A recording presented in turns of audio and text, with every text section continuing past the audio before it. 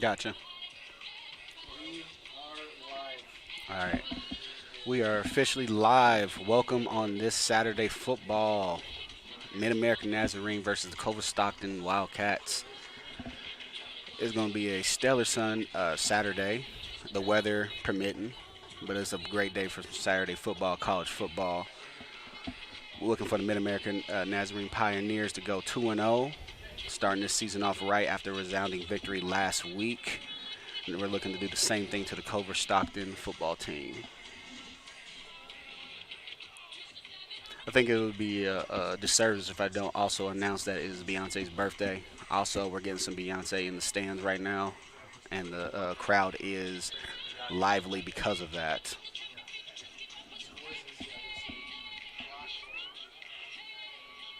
Shout out to the MNU cheerleading team and their coach, Kalina Pana, looking to build on their winning program this year when they go to nationals this year as well.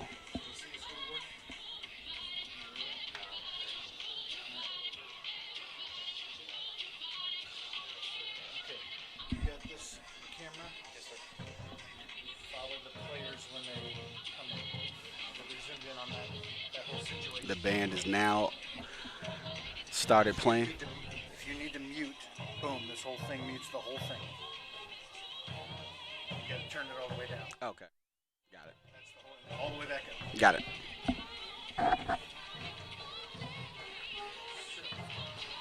The band has started playing, so that means the teams are about to rush the field. Obviously, Culver first, and then our Pioneers will be second, obviously. Not gonna lie, well, I played 5 years ago. The uniforms was dark blue, and Culver had like this big.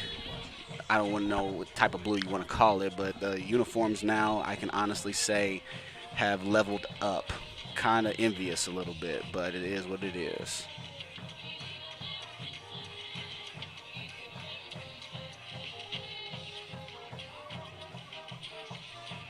You might be listening to him a lot. He'll probably say that down in the distance. Just do what he says. Culver Stockton has also have. It's better than nothing. Looks like we had a great crowd that traveled. Hmm?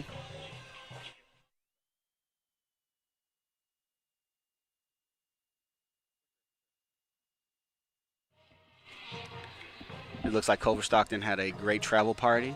Um, I'm counting at least 15.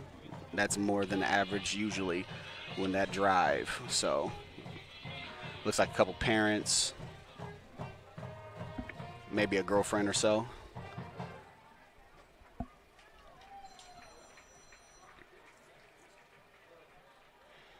Moments away from the teams rushing the field, ready for the opening kickoff.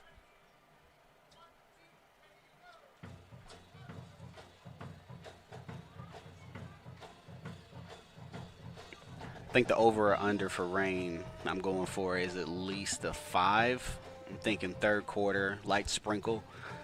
But knowing it's the Midwest, we could get a typhoon also in the third quarter. So we'll see.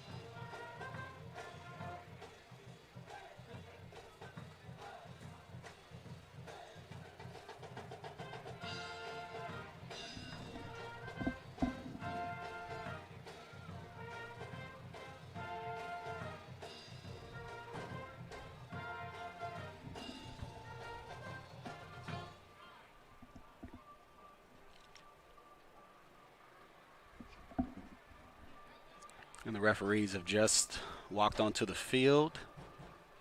So let's have some fair calls both ways.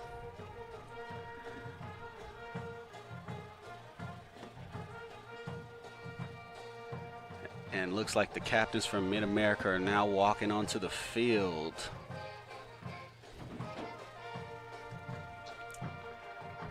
The nostalgia from when I played back in the day, back in, I don't know what you want to call it, maybe 5 years ago.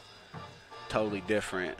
Looks like we got number 9 coming out, Javante Martin. So number 1. We got CJ Fowler, looks like quarterback.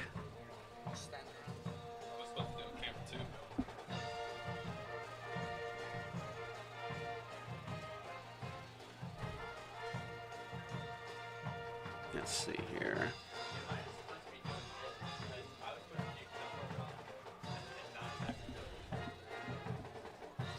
We also got number 79, Zach Martin, and we got number 13, Anthony Sayo, coming in for the coin toss.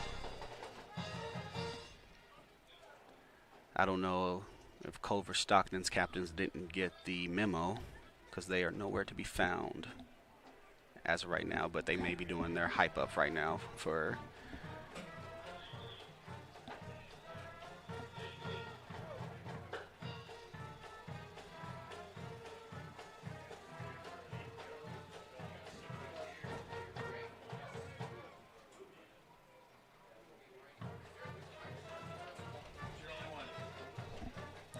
And here come the Mid-America Pioneers.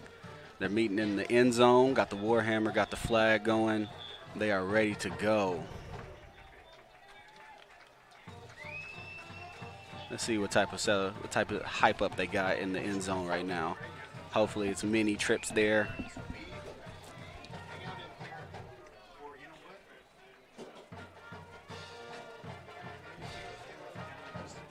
We did a lot of holding hands when I played. It looks like we're not doing that this time. So, they rocking.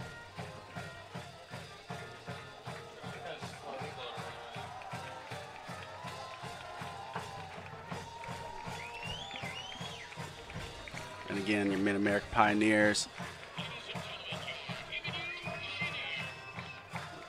have now taken the field. We are 3 minutes and 56 seconds from kickoff.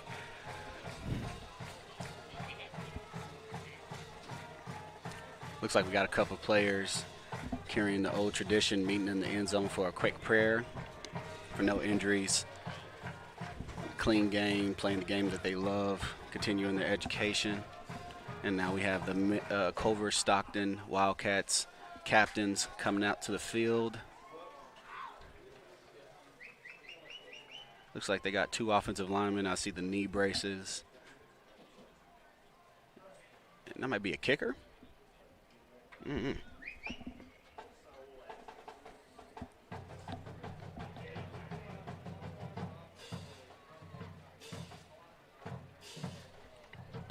Still waiting for the Culver-Stockton team to take the field, but the captains have now arrived and they're ready for the coin toss.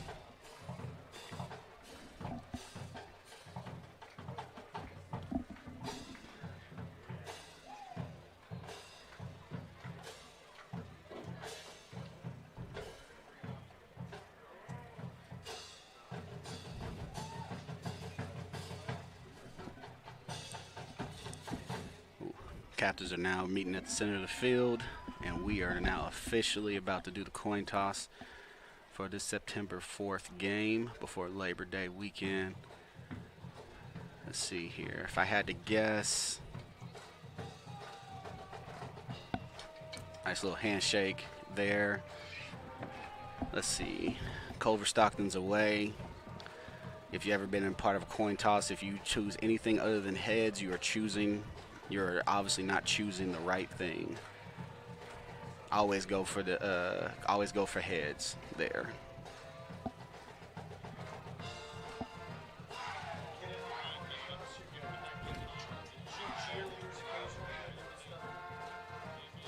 It's always interesting to see how the coaches want to have the captains play it. Because if you have a dominant defense, do you want to try to set the tone early, shut down the offense, have them punt the ball away, or go for a turnover? Or if you have a stellar offense, do you want to try to get points on the board immediately? It's always deflating if you want to go offense first, you get what you want, and then you either go 3 and out or kick a field goal. But let's see who gets the ball first. Okay, Mid-America starting off with the ball. Here we go, fellas. Let's go. Let's have a day now, baby. Have a day now. I would say I just got hype up from one of the coaches. We're going for 2-0 this week. Mid-America Pioneers. They're going to make us proud. Looks like we're receiving the ball.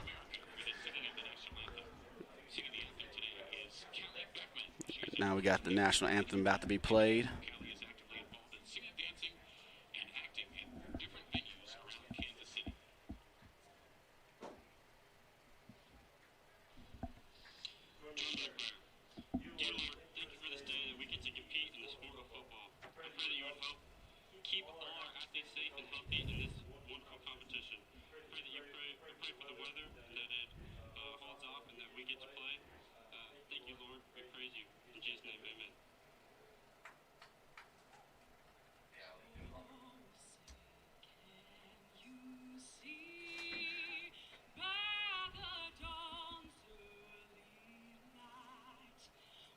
So proudly we hailed at the twilight's last gleam, whose broad stripes and bright stars through the perilous fight, o'er the ramparts we watched were so gallantly streamed. And the rocket's red glare, the bombs bursting in air, gave proof through the night that our flag was still there. Oh, say does that star-spangled banner yet wave o'er the land of the free and the home of the brave?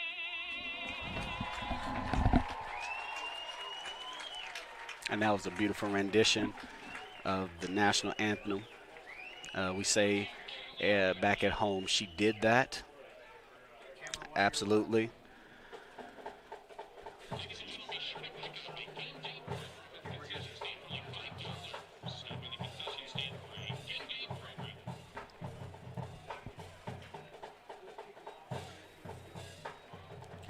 Something about them red on red jerseys always do something for me. We didn't have the pleasure of having that when I played, but it's always good that Mid-America was able to finally get those, and the refs have now taken their positions, and we're ready for the opening kickoff. And then again, Mid-America Nazarene will be receiving the kickoff.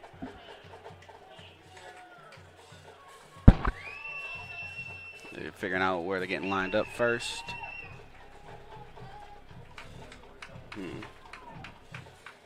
Okay. I always got to watch out for something sneaky on the first kickoff, especially after a close defeat last week, but with Culver-Stockton versus Baker. You never know.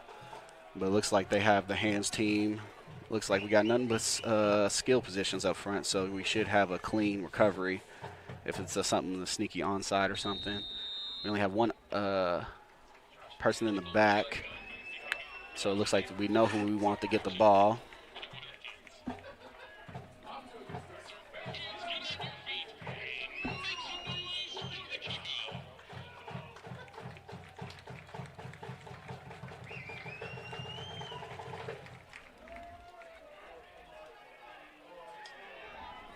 Caught at the 10. Uh-oh, he's got a crease. A nice return to the 32 by number 4. Jaron Manning. Looks like the offense for Mid-America is about to take the field. 1st and 10 at the 32. Let's see how Mid-America wants to start. They had a great offensive showing last week, dominant victory last week. Got 30, looks like 31 personnel. Motion. Okay. Taken down at the 32 for a no gain. Great stump by up front by Culver-Stockton's defense. Kept them in the game last week versus Baker, so we got to keep that going. Got to block them up front. Motion. Okay.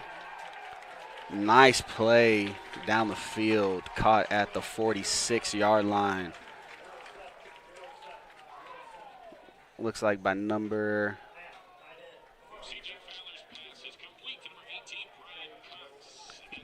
Brian Cox. We're still in 31 personnel. I like the spread that we got here. Uh-oh, definitely a motion. Jet sweep. Nice catch at the opposing 41-yard line. Looks like they're having the Culver-Stockton defense out of balance right now. Looks like number 1, C.J. Fowler, is keeping the offense in great command on the first drive. Looks like we got 22 personnel right now. Let's see what we got here. Motion, number 25. CJ, get the ball out. Nice escape.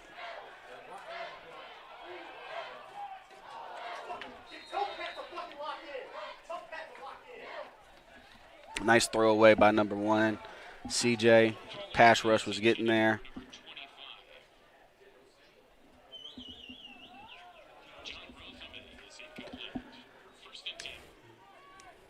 Offensive line has had a mixed showing right now, but they are doing their best versus, it looks like the Culver's even front right now. It looks like they got a lot of guys up front. No one's moving right now, so it looks like it's like man-on-man right now. Nice play. Nice edge.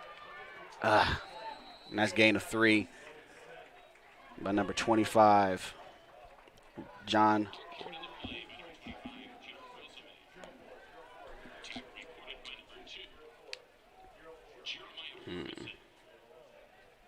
Trying to see what personnel they got out there.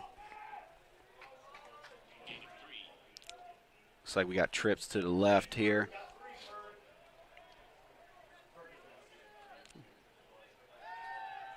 Get the ball out.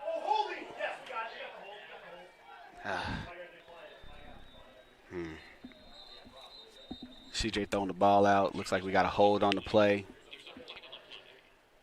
Looks like that might end a promising drive on opponent's territory.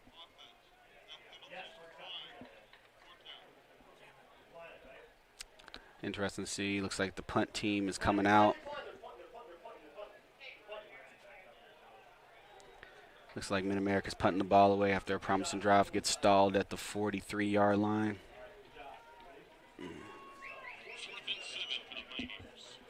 Looks like a condensed formation by Mid-America. Looks like a safe punt return by Culver-Stockton. Good snap here.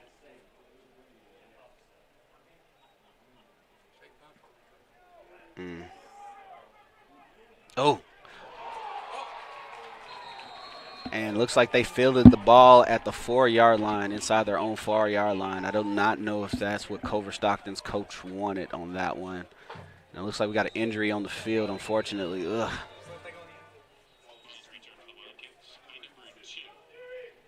Hopefully he gets up. Number 22 for Culver-Stockton, we got Curtis Blaine III. Hopefully he gets up. He's clutching at the knee. Hopefully he has a speedy recovery. Hopefully it's just a stinger.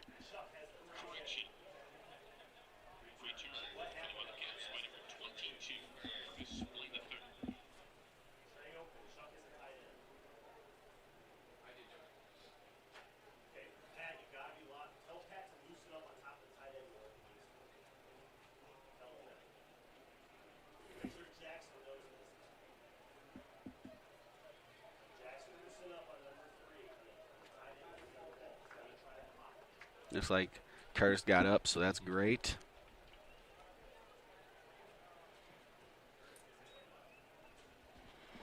Culver-Stockton's taking the ball inside their own 5-yard line. This is a great time for Mid-America to make a resounding statement, create some havoc, because this is when you want to keep them inside their own. If you can keep them inside their own 5-yard line, they can really dictate the next series, hopefully. Looks like Mid-America is in a 4-3 front. Oh, gosh. Nice run by number 1, Culver-Stockton, Jordan Grant.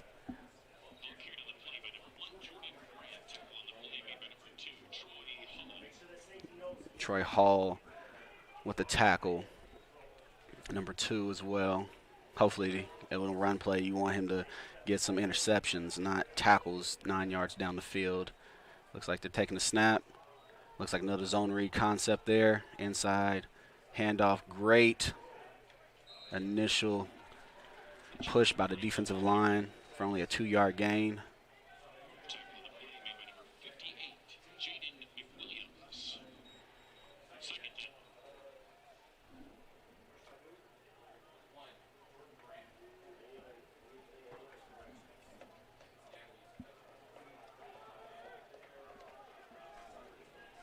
Looks like we're staying in the 4-3 front. Nice, okay. Nice tackle. Okay, Jordan. Not Jordan, Troy, sorry. Looks like he's recognizing, looks like a lot of film studies going into effect right now.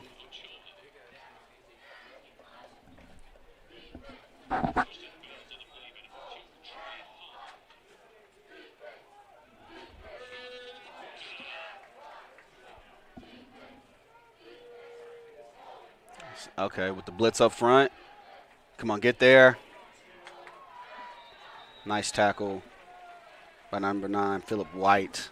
But unfortunately, they got enough for the down and distance. First down, Culver-Stockton at the 30-yard line there. So Culver's offense did exactly what they needed to do. Gain a couple first downs, get down the field. That way they're not pinned back. Looks like a cover 3 shell, run play to the right. Oh.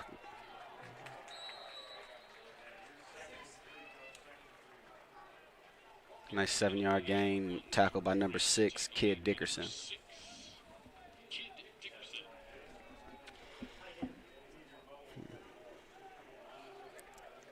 The season is young. Culver, as I said, lost last week to Baker, but this does not look like the same Culver team. Looks like a lot more organization. Looks like we have now switched to a 3-3 shell, 3 defensive linemen, 3 linebackers with the rest DBs. Looks like an exotic blitz front. Looks like they're getting some pressure. Ooh. It looks like it was a throwaway, but someone was left wide open, so they need to get that solidified in the back end because that could have been dangerous.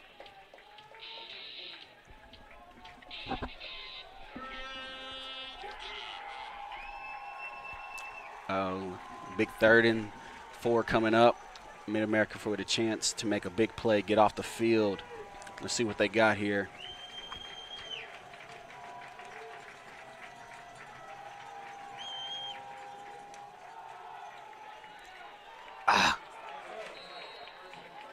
They had him down before the first down, but a nice push by the running back there, number 22.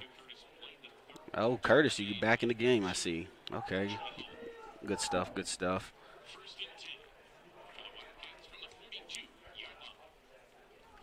Down in distance at the 42-yard line. Right now, looks like they're going back to their 3-3 front, Mid-America. Looks like they're back in 31 personnel, Culver-Stockton's offense. Motion up front. There it is, ball. Okay. Great play by the defensive line. Good recovery by number 6, Kid Dickerson. That's the play we're talking about here. That's the play right there.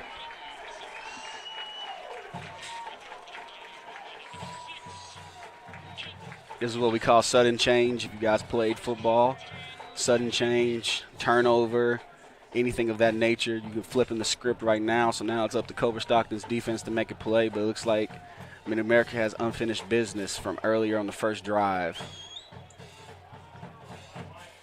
Looks like we are going trips left right now.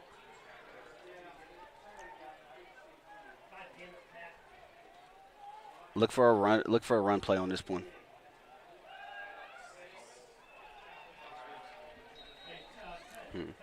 Looks like it might have been an RPO concept. Looks like CJ thought it was best giving it to the back there. It looks like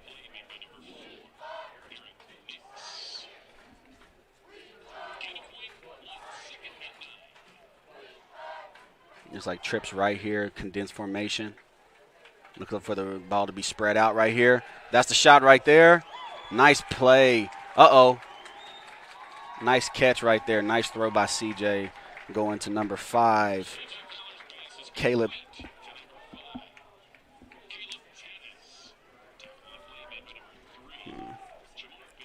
Looks like a well-oiled machine by Mid-America up front. Uh-oh.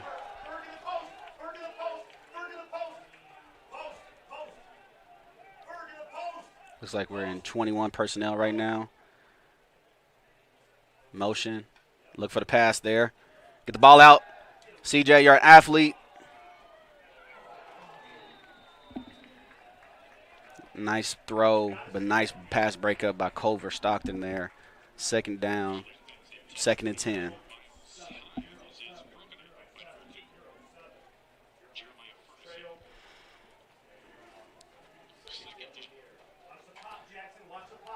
Looking for the offensive line to get a little bit more push up front so they can start balancing out this attack. But it looks like offensively spreading the ball around in the air is what the coaches wanted to do.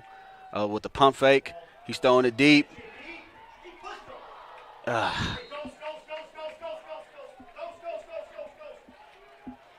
Taking a shot downfield on 2nd and 10.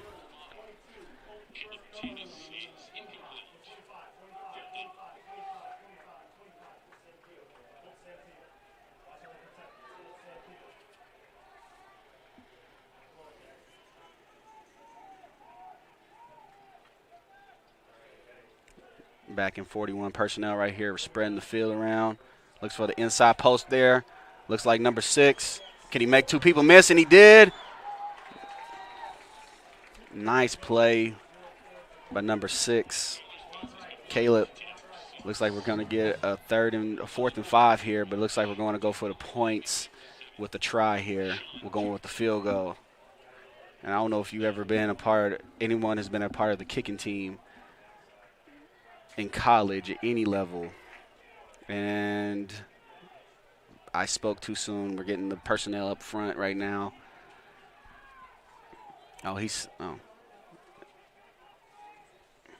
Good try up front. Silas with the hold. Up, offsides. Are we going for it? And it is no good. But we got offsides up front by Culver-Stockton. Looks like we may have another attempt there. Let's see if the offense going to go back out on the field, or we're going to go for kick the ball at 4th and 1.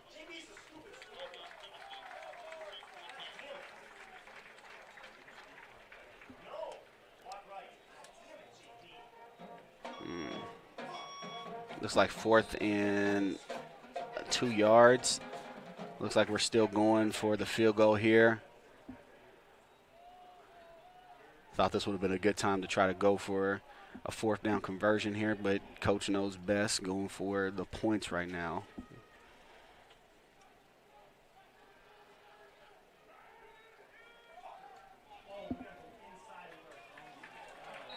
Roughing the kicker. Roughing the kicker, number 46, way to stand in there, Trevor Hiley.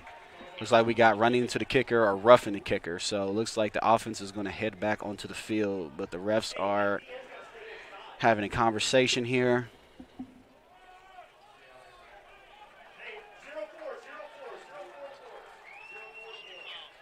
Looks like we got roughing the kicker, so it looks like offense is back on the field right now. So Culver is doing everything in their power to try to get Mid-America their first touchdown of the day right now. But am I complaining? No, I am not.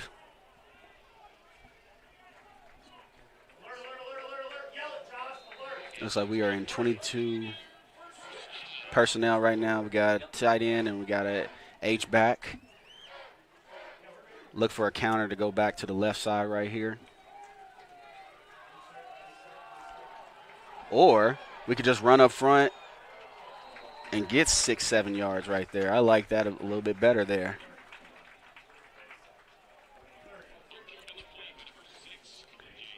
Mid-America hasn't had this type of edge on offensive team since the Javon Taylor days. Shout out to my best friend there, Hall of Famer, running back from Mid-America, owns almost every running back record possible. So looks like a fade outside, and it was definitely not a good throw there, but looks like it was just a quick fade there. So let's look like this is fourth down territory right here. So that when you do a play like that on second down, second or third down, you're definitely trying to go for it, just trying to create some either a penalty or a quick touchdown there. They're condensing the formation here. When you get down in the inside the 5-yard line, a lot of things you can't do right now. But let's see what Mid-America likes to do up front. Oh, step up front. Whoop! CJ, I am not going to lie. That was one of the best plays I've seen in a while. A little shake and bake there. Pass to looks like number 6.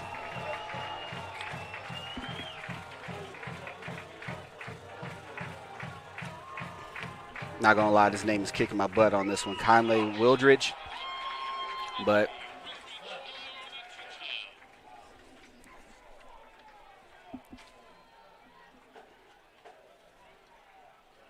going for the extra point here after a good drive that was aided by penalty.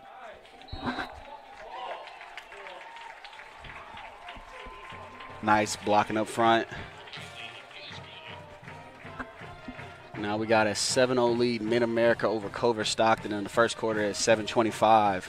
We're interested to see how Culver-Stockton's offense responds after the turnover there. I know the Culver-Stockton coaching staff is probably pulling their hair out a little bit because we had a missed field goal aided by offsides, and then it was a 3-point try that was good, but then it was also a roughing the kicker. Cost them 4 points. Actually cost them 7 points if you think about it. They had 2 back-to-back penalties. So now we are kicking the ball off. Looks like we got number 47, Grant Pila.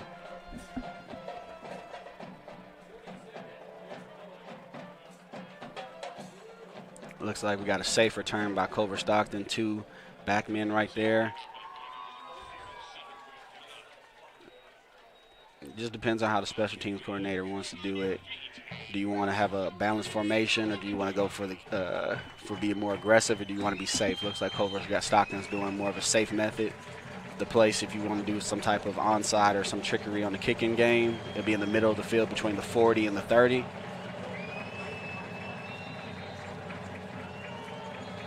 And that looks like weren't ready up front. Refs call it dead before the kick. Looks like we're going to get a retry.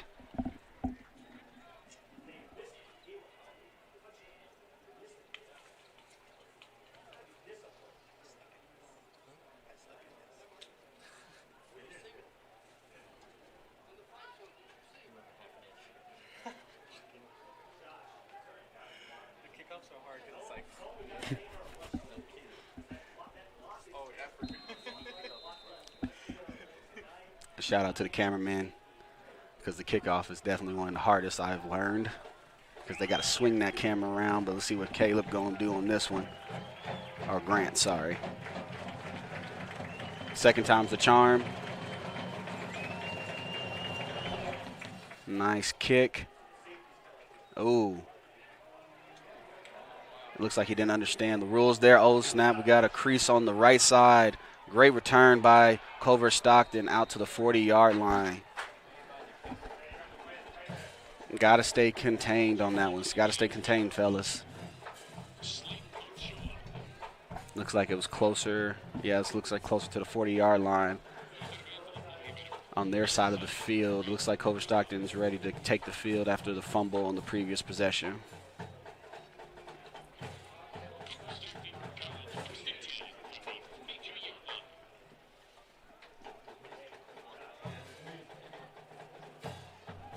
So we got Calvin Broussard, David Wright. Looks like we're going to. Looks like we got 4 down linemen. Still in. Looks like Culver's going to do the quick game there. First down, Culver-Stockton on the opposing MNU's. Looks like 46-yard line down in distance. First and 10.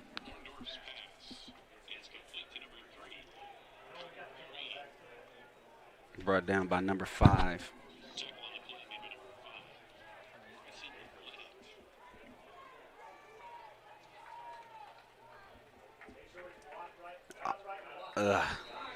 Looks like offsides. Offsides on Mid-America there. Good.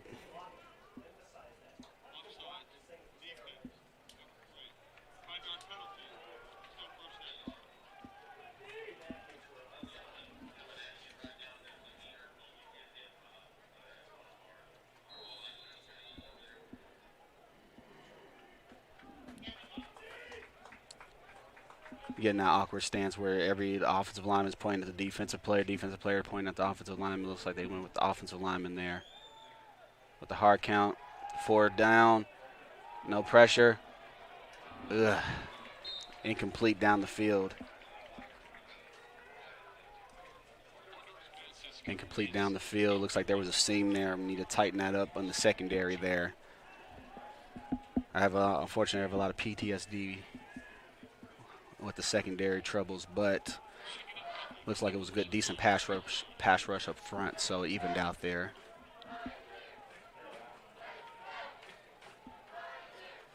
Looks like we got 4 down, 2 linebackers, 5 DBs. Running the ball to the left side. I think we got a clipping. Nope. Just a good run. Nice 7-yard run. We're on the 38-yard line of MNU. Looks like 3rd and 2.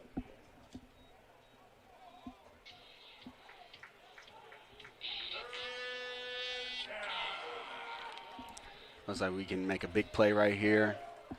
The question is, the defensive coordinator for MNU is going to be aggressive or we're going to play it even. Looks like we're going to go jet sweep. Looks like a dive up in the middle. And it looks like they were aggressive there. Looks like we're having a difficulty with leverage right now. Culver's doing a lot of motion because they're spread out so much. You got to know your splits with the defensive players. That way they never won't get out leveraged there, because that one looks like it was just it was a pass play, but it's essentially a sweep out to the right. Easy 15 yards right there. Down in distance at the 20-yard line. Looks like that's what I love to see. That's why ball.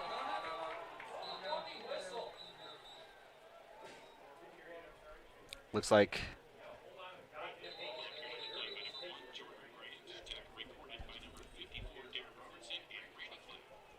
a play for no gain. It was called dead. Mid-America came up with the ball. Now we're hoping number 2, Troy Hall, is good to go. He's a little banged up there. Looks like he's walking off with his own power, so that's good. We'll need him later. Hopefully it's just a stinger.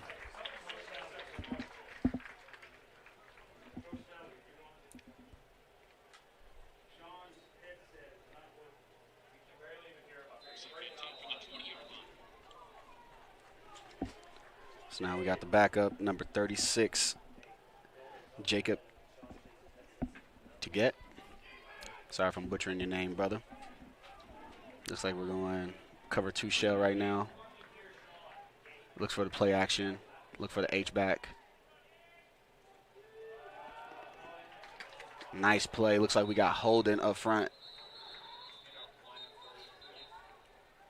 or hands to the face. We had a helmet come off, so it might be hands to the face by offensive lineman or holding. It was a gain of 3 on the play.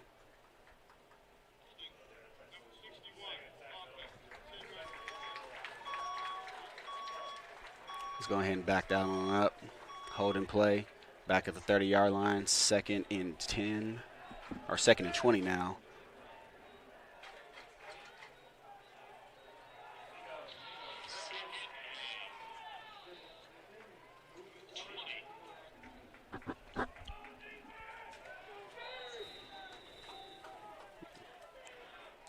But imagine Culver just trying to get chunks of plays right here because now they don't have to get the whole thing on the whole 20 yards on this play. But it looks like they're spreading the ball out, taking a shot downfield. And that's a score by number 2, Culver-Stockton's Matten Johnson, receiver, senior, 6'1". Looks like 4 verts, it looks like. Mid-America's trying to shore that up. Got to communicate, got to communicate. Looks like we have, I would call this foolishness on the kick right here for the extra point. If you do not communicate, you will give up an easy 2. Looks like Mid-America didn't fall for it. Good film study. Good push up front. Hopefully get a block here. Almost got it. But the kick is good. We now have a tie, 7-7. MNU Culver-Stockton football Saturday.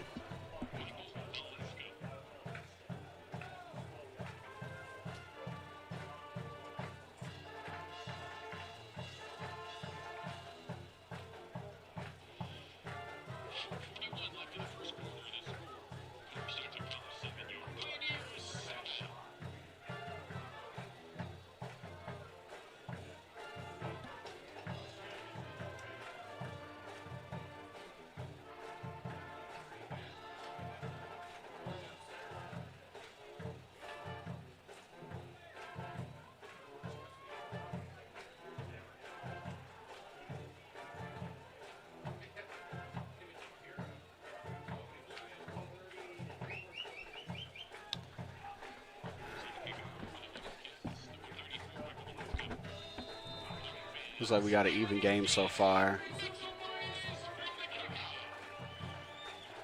MNU's offense looks to take the field after scoring a previous touchdown on the previous possession. Looks like we got the kickoff about to come here. Watch for anything tricks up front for the hands team. Looks like a kick right down the middle. Oh, looks like it's catching. Caught at the 15. Looks like they got a crease. Ooh. Number 4 with a truck there. Talk to them nice.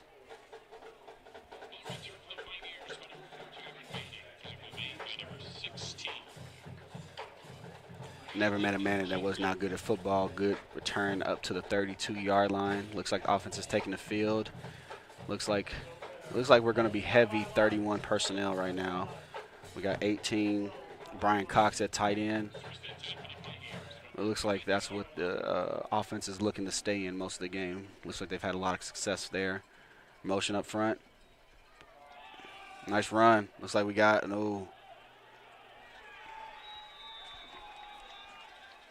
stop for no gain. Looking to get some push right now by the offensive line for Mid-America. It looks like Culver-Stockton's defensive line is staying aggressive. Looks like we got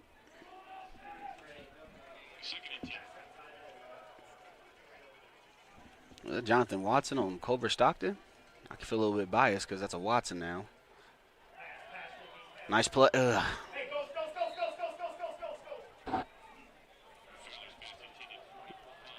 Looked like an errant pass there. Looks like wasn't on the same page with Caleb. Got to shore that up. So we got a long 3rd and 10 right now. Looks like we got a cover 2 shell.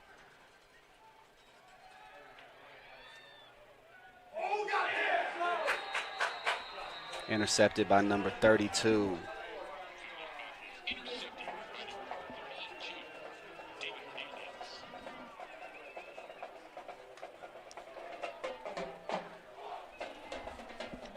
This looked like miscommunication up front with the receiver and CJ on that one.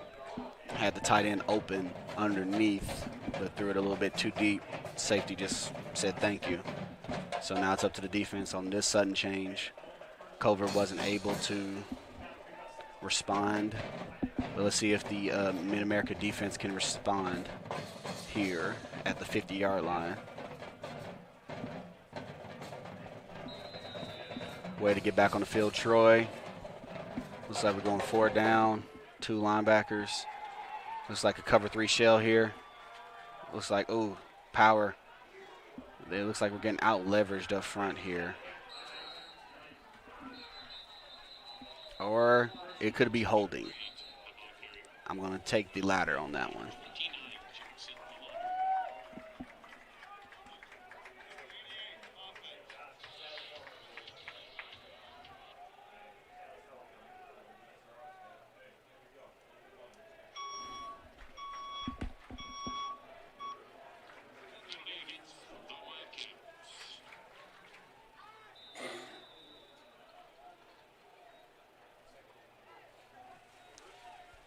Down in distance, first and 18, sorry, at the 42-yard line.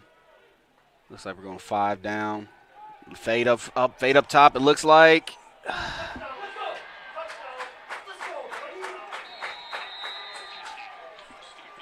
It looks like we may have a problem on the right side.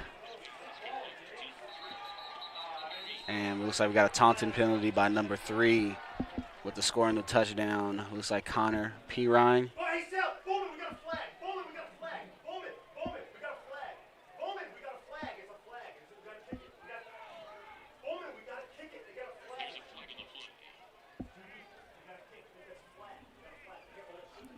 The question is on sportsmanlike conduct. I don't know if it goes after the play or is it during the play. So I wish I could know the rules at the top of my head on this one. I believe in college they just do it on the kick after or the extra point. Looks like we're going to go to kick after.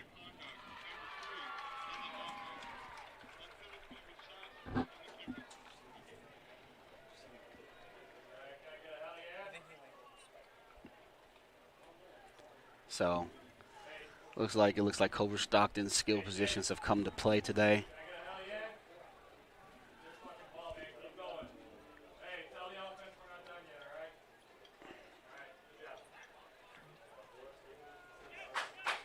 And it looks like the kick is good. 14-7, Culver-Stockton over MNU right now.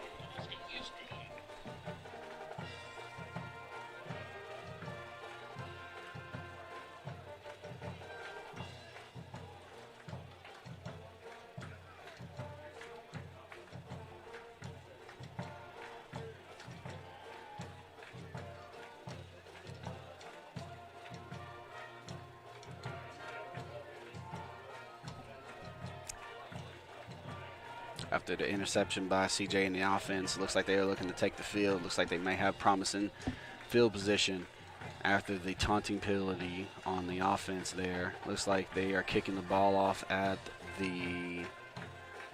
Ooh. The only thing about getting a taunting penalty nowadays, you basically are kicking it off at the 20-yard line now. So it depends on how big this leg is right now. We could be starting on the Culver-Stockton side of the field there, but we'll see what's going on here. You wouldn't imagine that they do anything tricky up front, so it looks like we're going to get a deep kick here.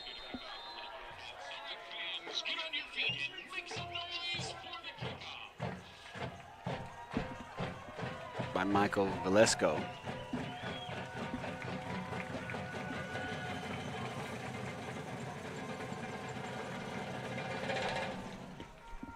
Man, that ball is hanging in the air there. Nice catch at the 30-yard line. What we got? We got a crease to the right side, and as I said, we are on the other side of the 50 there. Nice hit out of bounds.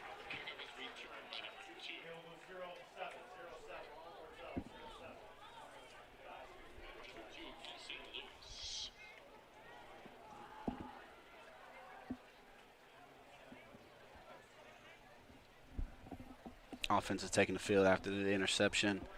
Looking to right the wrong from the previous possession there.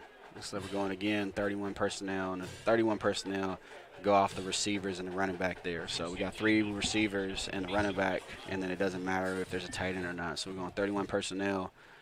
Looks like based defense. It looks like, okay, we got a crease. Nice run. Nice 4-yard gain up front. Looks like we got 2nd and 6 at the 42-yard line there.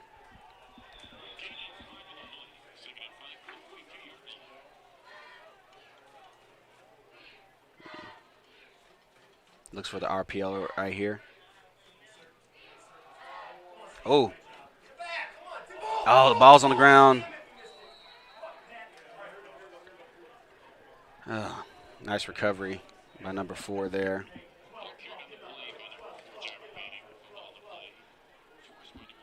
The only thing is if you're in the phone booth there, one thing I was taught by my boys, Drake Tofi and Javon, when they played is always keep that ball up tight in the phone booth because you never know, too many hands out there. Great recovery, though.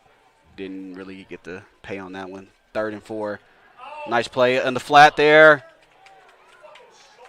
Nice play by CJ recognizing the coverage. The flat was completely wide open. Caught by number 2, Paul St. Louis.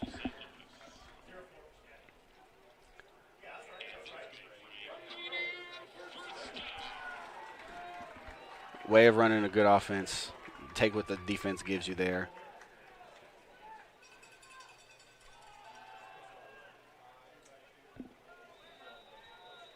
I like that we haven't stopped running the ball. Looks like a lot of offense is going to come through the air, but keeping the defense honest. But it looks like that box is pretty heavy up there. We got big boys up front. Looks like we got at least 3 linebackers at all times.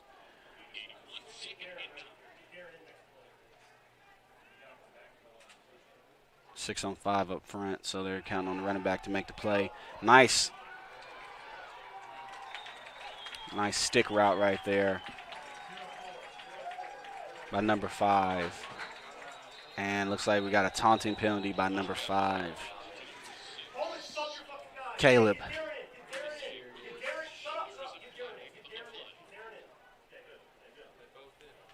I don't know if they did something both at the same time or when he threw the ball. Looks like he threw it at the defender there.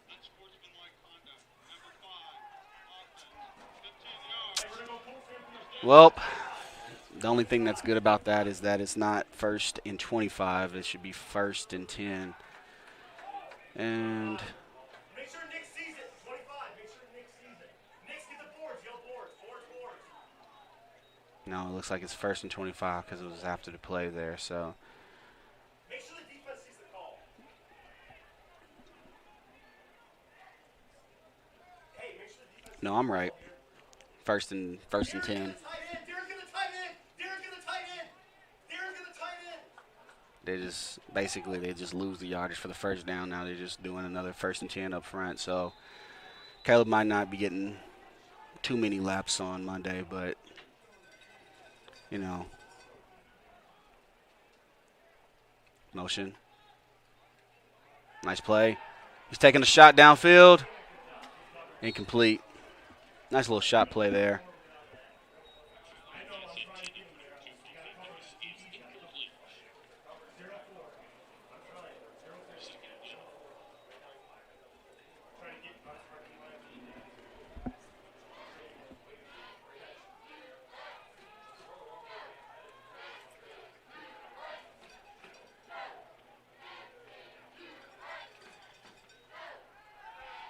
Pass up front. Caleb with the move up front. Okay. Nice first down with the high step, getting the 10 yards for the first down at the 25-yard line. You got 1 minute left in the first quarter. Culver-Stockton up 14-7 right now. MNU driving. Sounds like a typical Saturday from MNU football. Motion to the left side. Oh, he got it. The post. Nice pass breakup. I don't need to hate. I'm definitely biased, but I don't need to hate. Good pass breakup by the corner out there.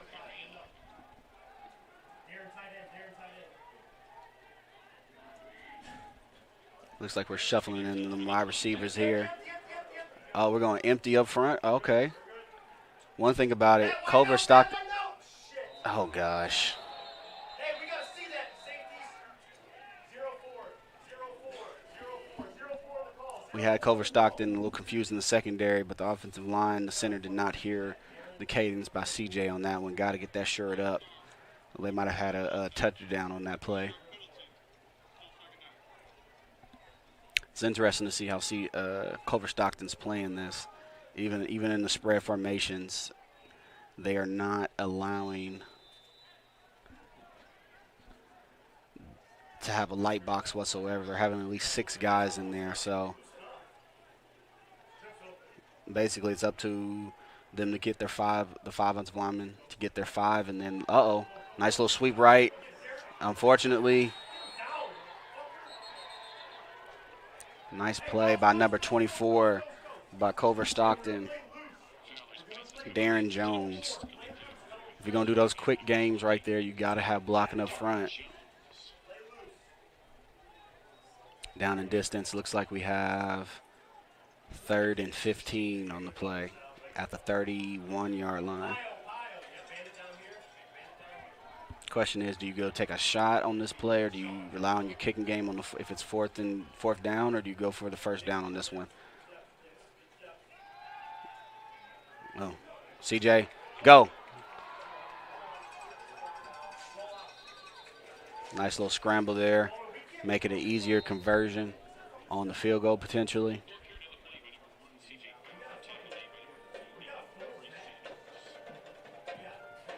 Looks like 4th and 7 here.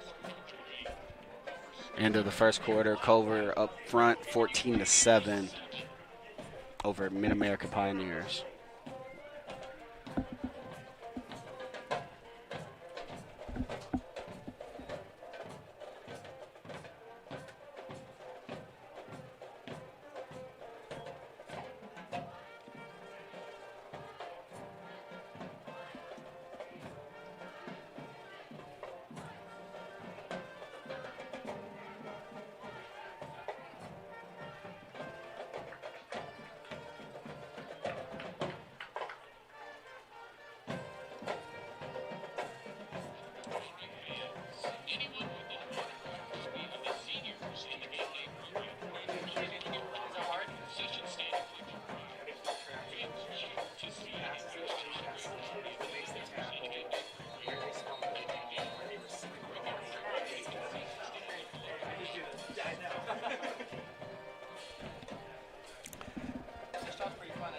Looks like starting the second quarter off with a field goal attempt by Mid-America. Looking to get it to 3 points on this one.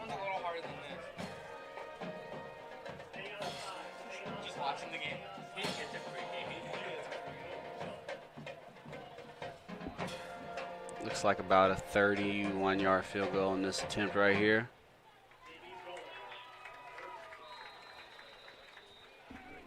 And if you remember from the first quarter, we actually had 2 field goal attempts, both on penalties on Culver-Stockton.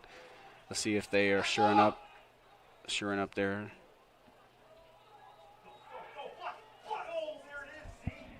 And kick was no good. Looks like the wind is playing a factor on the kicking game today. Try was no good by Mid-America on that one. Defense takes the field down 14-7. Culver-Stockton taking the ball at the 21-yard line. On the last 2 offensive possessions, Culver has went deep on both plays. So the question is, do Mid-America switch up their coverage in the secondary, or do they trust their corners to shore it up? So we'll see on this play here, on the series anyway.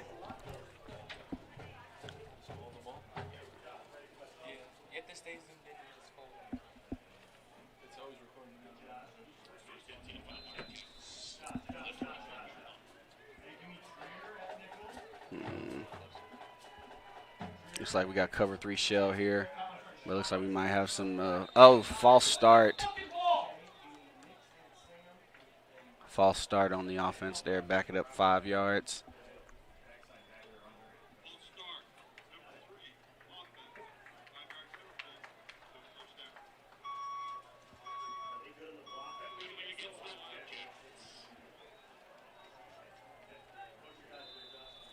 Penalties play a huge role in this game. Mid-America wouldn't have 7 points.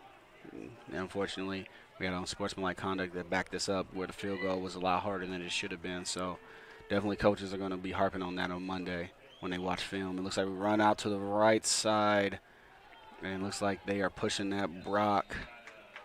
Looks like we're getting a bit closer to the back to the original line of scrimmage, gain of 3 at the 19-yard line, 20-yard line. So 2nd and 10 up front.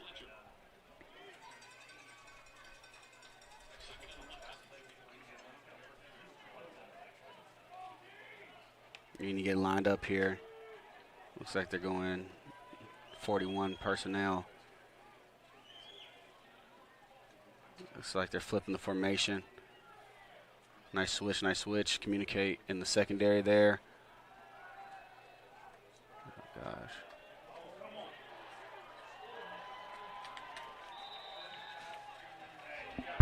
The skill positions up front from Culver-Stockton are having their way right now. Slayton Ochoa, freshman, way to be out there. Looks like Mid-America is going to have an issue up on the secondary. Offensive line's doing a good job giving the quarterback enough space. They're playing catch out there. Have to get lined up.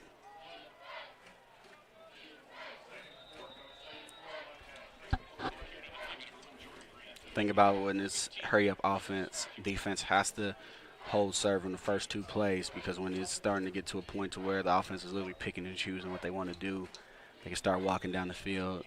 Mid-America looking to adjust here. Definitely an overall size difference up front. So it looks like they got to play big down up front. Looks like we're keeping 4 down, 2 linebackers. Oh, gosh. Got to keep contained. Out of bounds.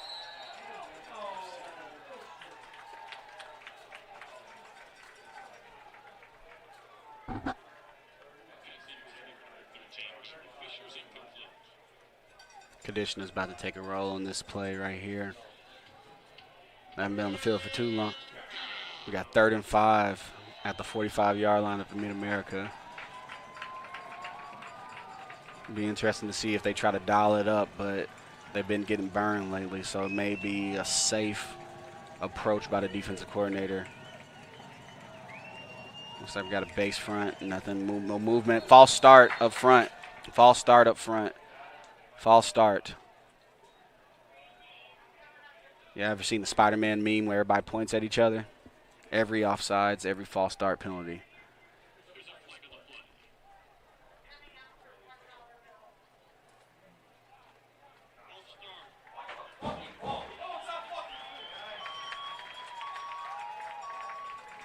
Makes it a little bit easier, hopefully, by the Mid-America defense. It went from 3rd and 5 to 3rd and 10 now. You might be able to be a little bit safe, but they are spread out as well, so they have to get lined up, have to have sure coverage. The question is, we got, looks like number 2 inside, the senior, Maton Johnson, to see if they're going to go there. And incomplete to Maton Johnson there. It looks like it was more of a drop, but great coverage up front. Way to shore up on the defensive side.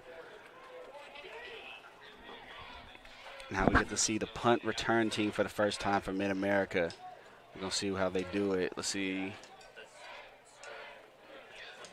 Looks like we have another safe version of it as well. So looks like we got 2 upmen.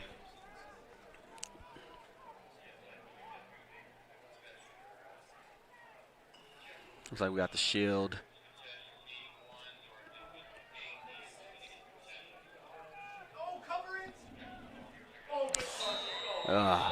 Great punt by Culver there. Rolling out at the 2-yard line.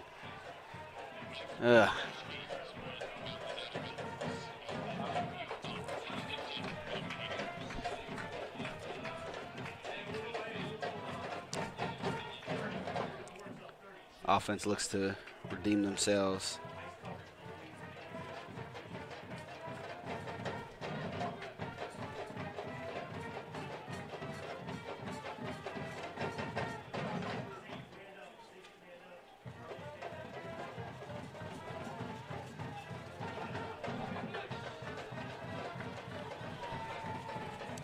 Taking the ball at the 2-yard line. It'll be interesting to see how they want to run it.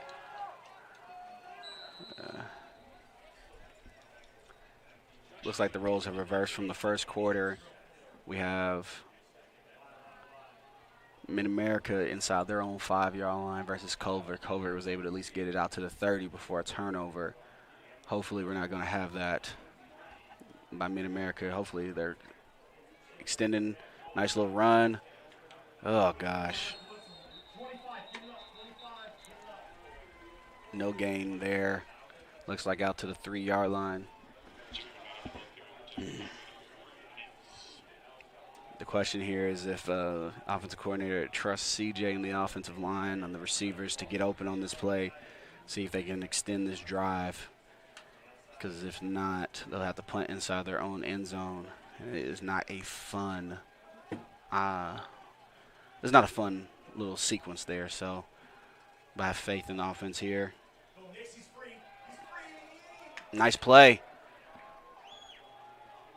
Looks like we have enough for the first down. Nice little pitch and catch to number 5, Caleb.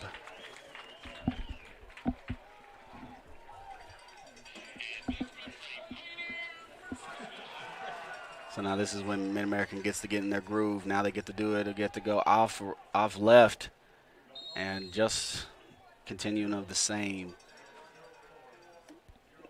Culver up front is holding the edge. But you got to keep them consistent with the run for a gain of maybe a yard or so.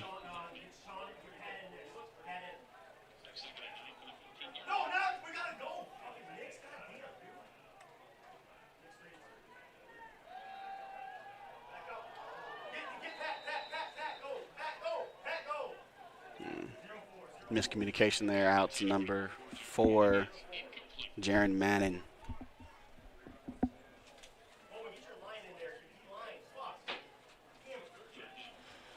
Looks like there was miscommunication up front. Looks like that would have been the play to run the ball. Looks like we had 5-on-5. You know, Jaron probably would have be able to make a play on that one. Nice fake.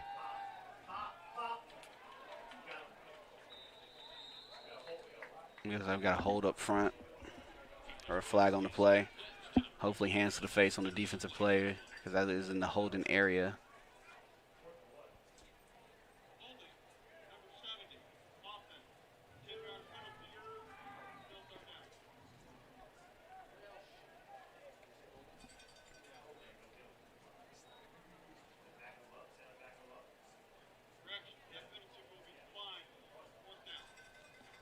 Looks like they declined the holding penalty on the offensive line there. Looks like we got a 4th and 1 situation, but we're inside their own 20. No real decision looks like right here. Looks like we're going to go with the punt team on this one. So chance to flip the field. Offense did. They wanted to get a few more yards or maybe convert for a touchdown or a scoring drive, but getting outside their own 5-yard line. So we've got the punt team back out there. Safe punt again by Culver-Stockton. Watch for our hard count to see if we can get an easy first down up front. Wow.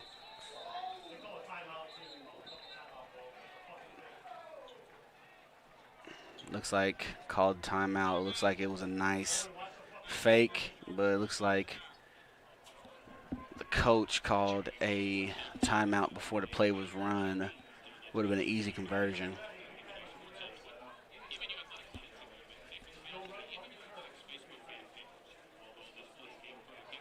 It's always crazy when you got the power of the timeout as a captain or a coach. You have them in your pocket, but the reason why they're in your pocket because you don't want to call it to spite your face. That would have been an easy conversion. Momentum play right there. So now Culver-Stockton is now aware that there is a potential fake up front now.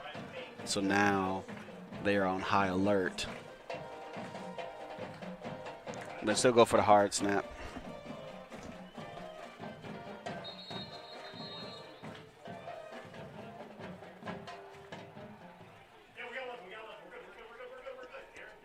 Looks like they brought the up man up front for anything potential foolishness up front by Mid-America. But you always know about some foolishness, and you can always do it again. They need 1 yard. Let's see if they're going to do a quick snap here. False start up front.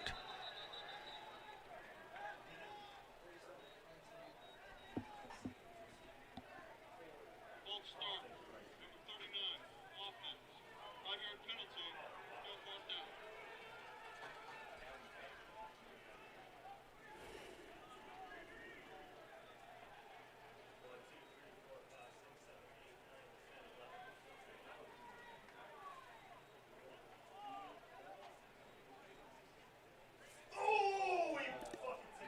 It's like we got a tip. And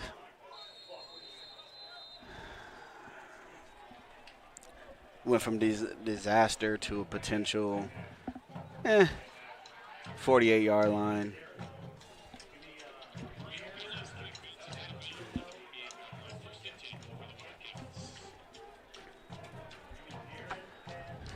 This drive is important for the MNU Pioneers here. They've been flirting with disaster for the last 3 possessions. Defensively, it seems we have a little bit off balance right now. The size difference up front, being able to protect their quarterback, has allowed them to take shots down the field at will. Let's see if the defense can bow up here.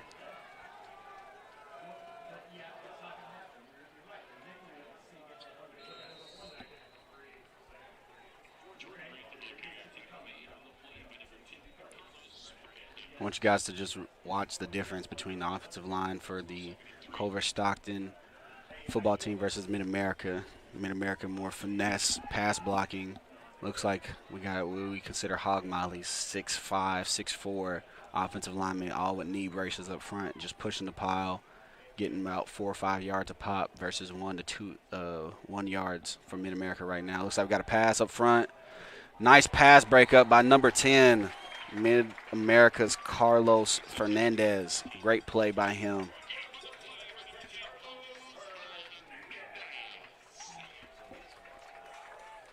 We got 3rd and 4 right now. Big play right here for Mid-America's defense. Culver-Stockton looking to create some separation by getting some more points on the board. It looks like they're going back to their bread and butter, spreading it out 2 by 2. Got to shore it up. Oh, and it looks like they got, bad pass.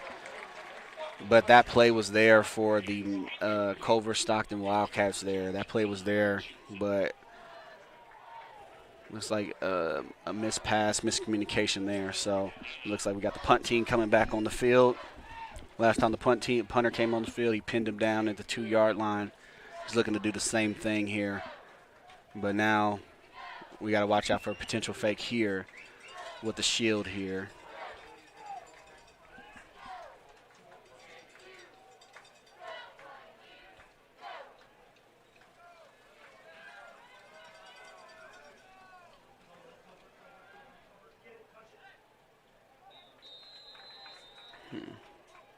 It's like punting it in the back of the end zone there.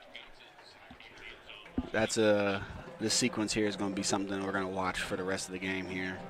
It looks like a lot of confusion of who's supposed to either take it at that position or let it bounce out in the back.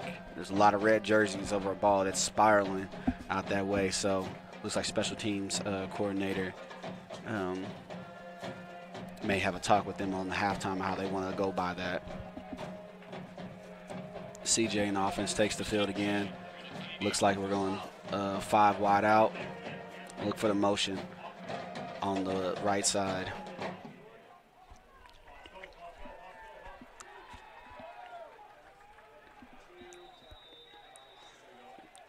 Got to get some push up front, fellas. Got to get some push up front.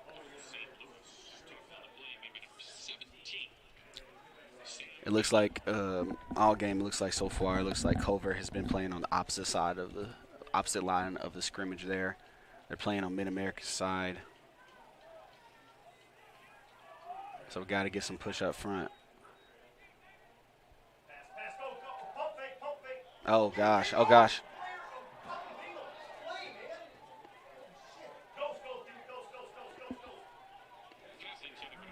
Looks like the wind is coming on that side. That play has some potential. CJ could have got some mustard on it, but it looks like it caught in the right at the top of the apex there. Incomplete. 3rd and 8, Mid-America on their 21-yard line, 22-yard line.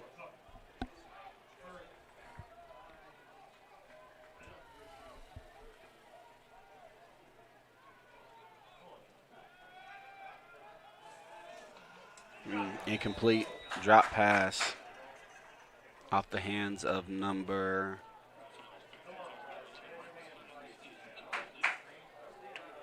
I can't get his number, so we're not going to go off that. I lied. I got Miles Hims on that one. Got to shore it up. Touch your hands. You got to catch it. That was an easy one, or easier. Looks like miscommunication on who's going to be on the punt team here. Looking for a good punt. Got to block him up front. Better punt on that one. Spoke too soon, fellas. Went from the 49-yard line to the 48-yard line on Mid-America's side of the field. Defense has to make another play to keep the score.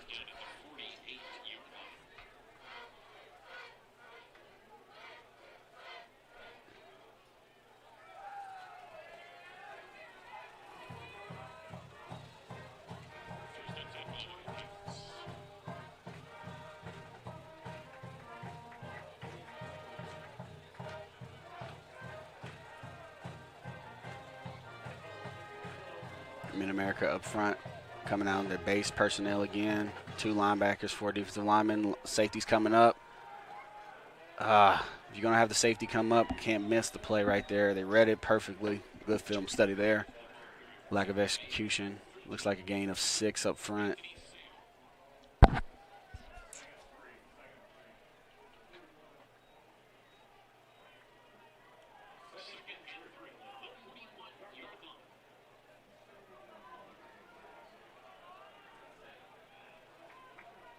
The size of Culver's offensive line is definitely causing an issue up front.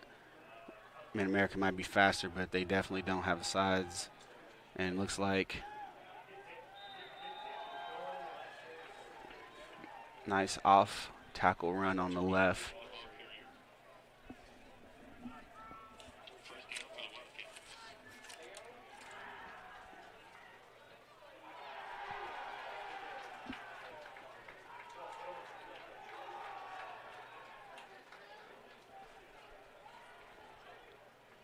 Gotta love the student section. A nice little turnout by Mid-America. Shout out to the fans coming out to the game to support their team out here. They're trying to stay engaged. Nice blitz up front. Nice pass, and they are all over it by number 2, Troy Hall.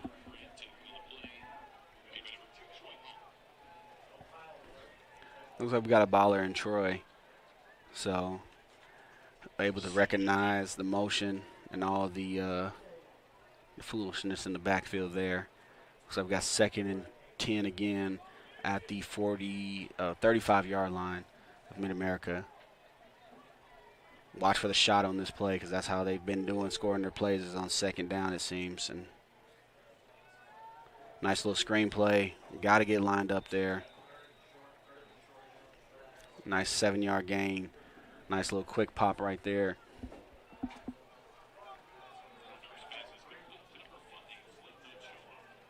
Call that a little stick route. How a receiver just take a step, catch the ball, and make some magic happen on that one. Give you a little bit of football knowledge on that one.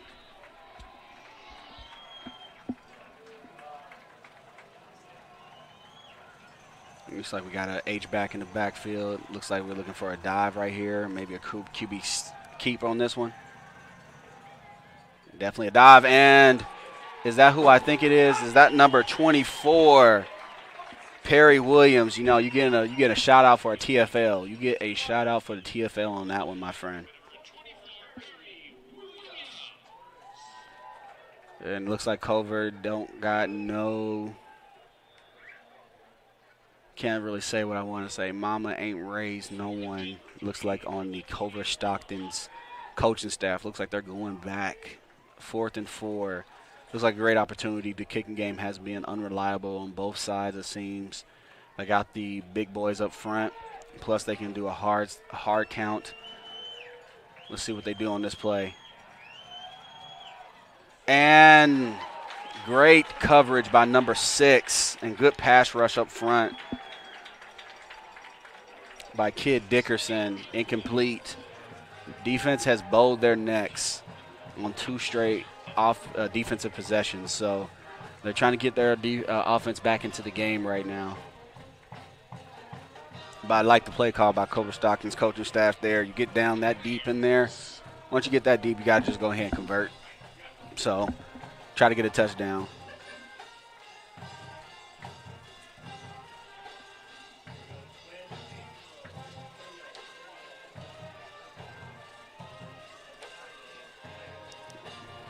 Looks like they're flipping the field. Got 2 on the short field right now. Uh-oh. I like a shot. I like the shot on the other side. And, ooh, got to get the ball out, CJ. Got to get the ball out. Got to get the ball out.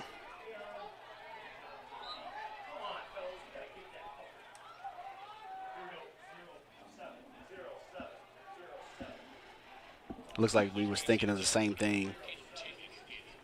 Looks like the pass rush got there a little bit. Looks like we had to up and go. But the pass rush got there. CJ had to make some moves, and he was able to get an incomplete on that one. So that's still a good play. No sack, no loss of yardage there. Motion up front. Running back. Oh, gosh. And they are continuing to play on the other side of this, opposite line of this line of scrimmage there. Loss of 4 on that one. The game's going to get real difficult if they have to pass the ball every play, but they are trying to stay consistent to at least get at least 1 run play per possession. It looks like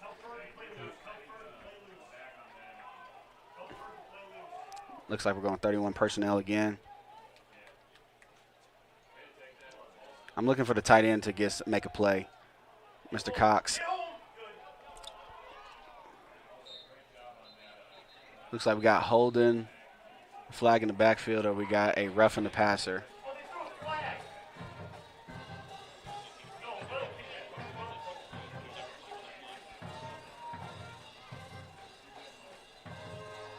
Looks like we got a hold instead of a roughing the passer. Looks like another 3 and out by the Mid-America offense here. So that defense, Mid-America's defense keeps trying to give life to the offensive side of the ball, but looks like Culver's defense has been responding to the challenge as well. So we got the punt team again. Unfortunately, I've had to look at him too many times, it seems, but he has a job to do, and hopefully he does it well. He's been doing it pretty well with the circumstances leading. We got a nice catch there. Nice punt. Nice bounce. Nice little Peter call. Looks like to the 33-yard line. So great punt by the kicking team there.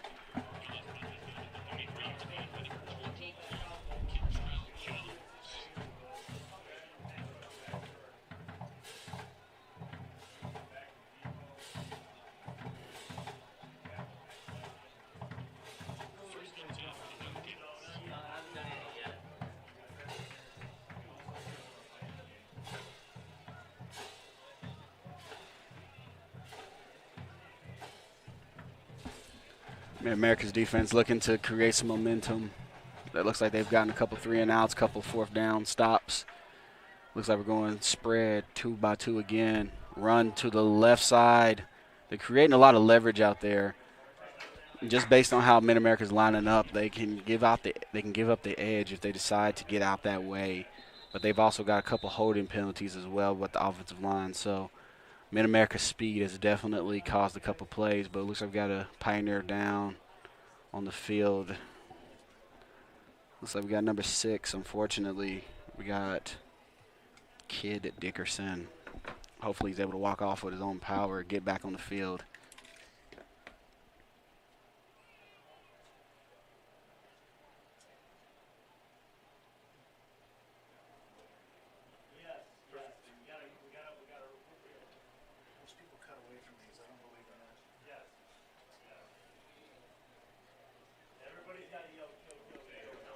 Looks like the coaching staff is out there. Athletic coaching, athletic training's out there. Looks like he's walking with his own power. Looks like a stinger.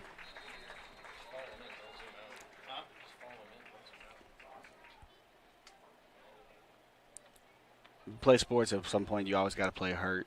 Football, it seems like you basically are hurt all the time after training camp, especially. It's just a matter of dealing with the pain. Looks like kid was able to get up on his own power. He's gonna get checked out, see if he can check back into the game. Looks like they're going 2-by-2 again by Culver-Stockton. Looks like we're going in dime personnel. They might just have to just the leverage up front. Again, able to get about 4 or 5 yards per carry.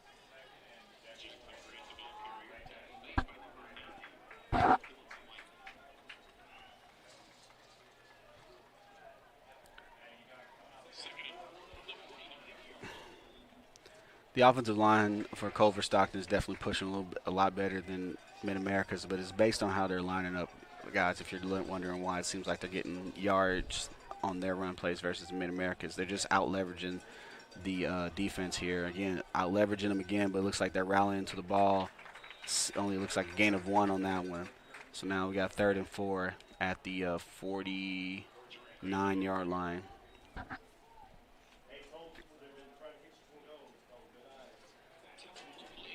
Question is, Culver go for the quick game again, or do they go for the shot play again? Correction, 3rd and 2 on this one. I got my glasses on, but it still looks like 3rd and 4, so it might need time for me to go back to the eye doctor. And ball's on the ground again. Oh gosh, missed opportunity again by Mid-America.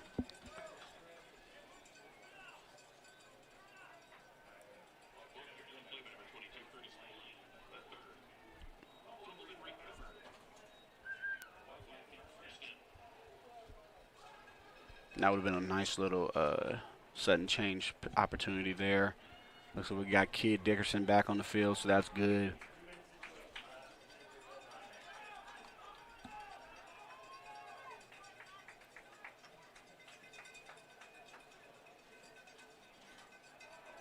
They're taking their shot, and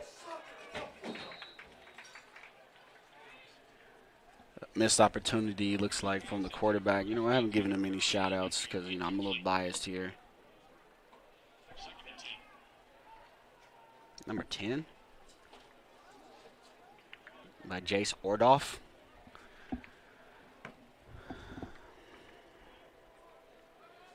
Carlos, we got to get a little bit deeper on that one. Can't be getting beat like that for my friend.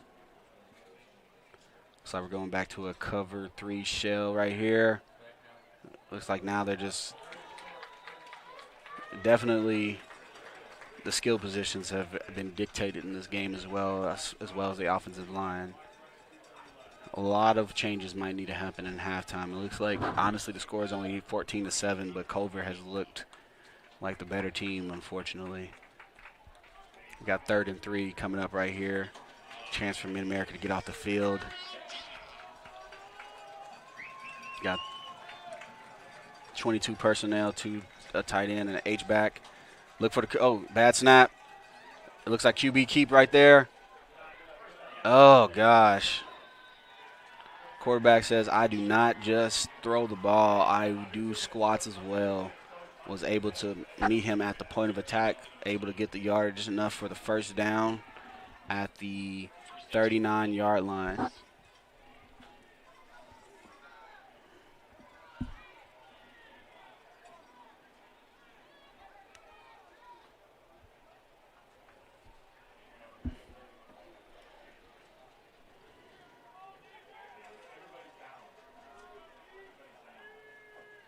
Looks like we got a safety coming up.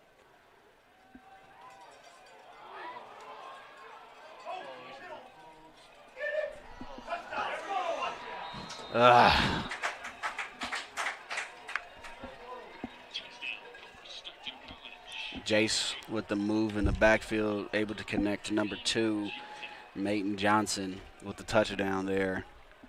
Gotta keep your eyes out the backfield if you are in the secondary. You do not care what happens back there. Gotta stay looking at your man there. Looks like they had a lapse of judgment on that one. So, unfortunately, we got a score of 20-7 with the extra point try right here.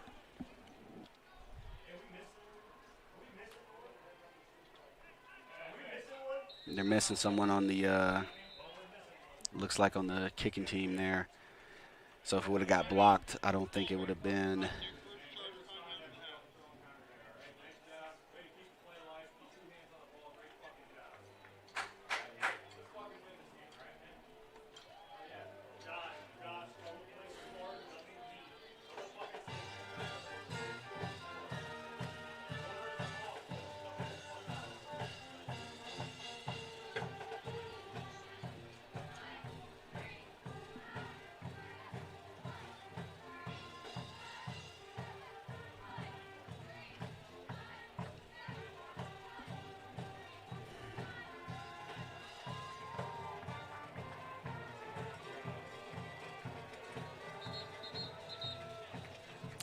Mid-America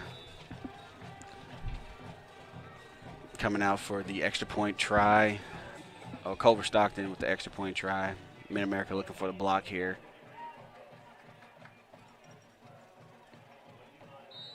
No good.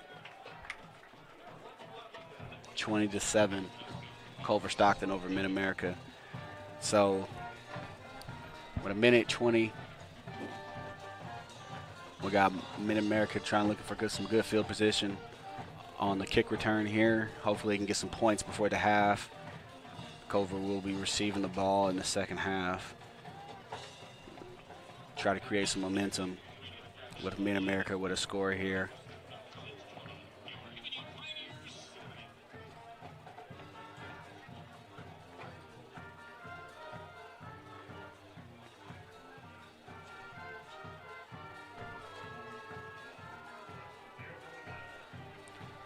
Culver-Stockton with a 20-0 run right now after Mid-America took the initial lead 7-0, scored on 3 possessions and had an interception as well.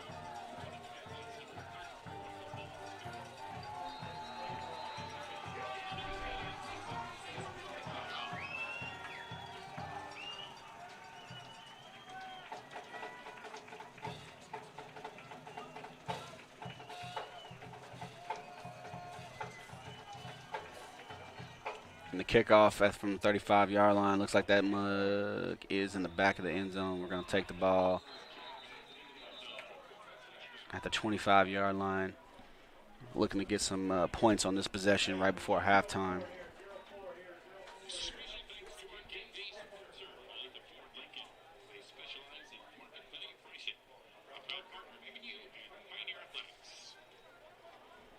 With a minute 20 with 2 timeouts.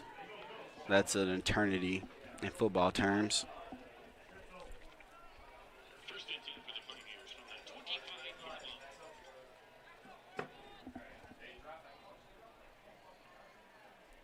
Got 31 personnel up front. Nice little curl route by number 5. Caleb Tanis right there. Seems like we'll be saying Caleb's name a lot throughout the course of this afternoon. Might need to hit him with the quick game. But it looks like Culver is definitely not. Looks like we got a heavy box still. Nice catch for 2 yards there on the outside. It's number 11, Miles Hims right there, or Himes.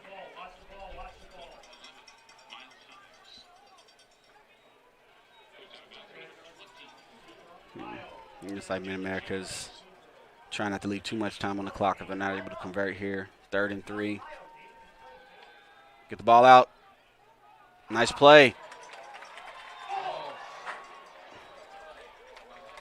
It was caught by Miles there, recovered by number 4, Jaron Manning. As I said, never met a Manning that did not have a good football IQ, able to pick up the ball, keep the drive going, avoiding potential disaster. CJ, take the. Uh, incomplete. Bowman, D-line, get fresh guys, get fresh. We go ghost or not? Are you dead? Are you dead, Bowman?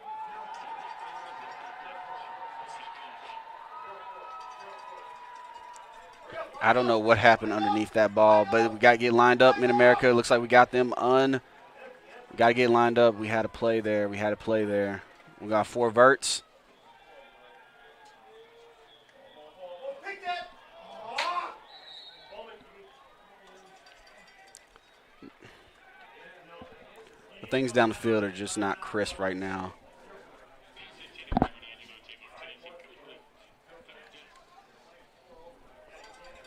This creates a championship team right here. Adversity. Seems like everything that could go wrong is going wrong.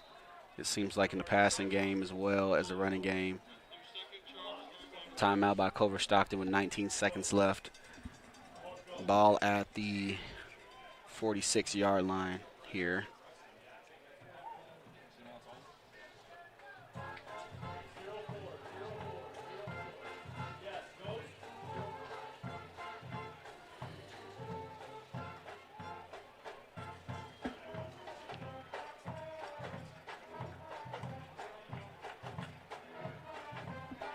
Interesting to see how Mid-America comes out the timeout. We got 2 timeouts with 19 seconds left. Realistically, 4 or 5 seconds for each play. Roughly about 3.5 plays right there.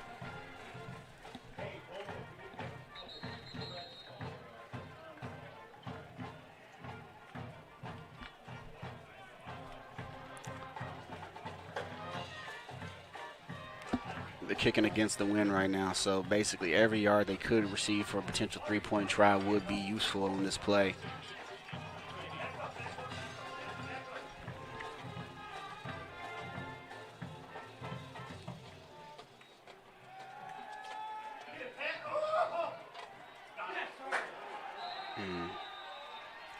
Pass rush was able to get there, brought CJ down in the backfield, and they're on the 48-yard line, back on their side of the field. So now we are definitely looking for just some type of yardage for a potential 3-point try here.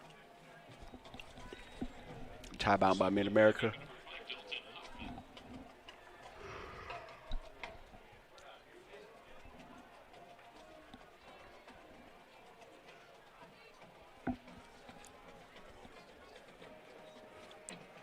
The play was created by the right end. I didn't catch the number. If they line up on the same side, I'll give him a shout out by Culver-Stockton. Looks like Kyle Smith was on that play. Or Aubrey Sanders. He was able to make a CJ step up front, and then the inside pass rush was able just to bring him down there.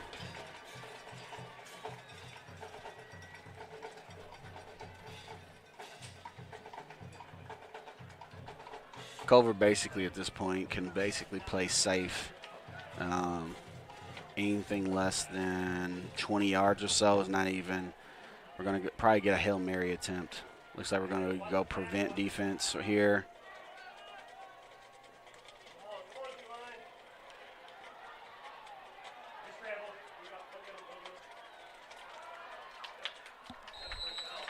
And time has expired.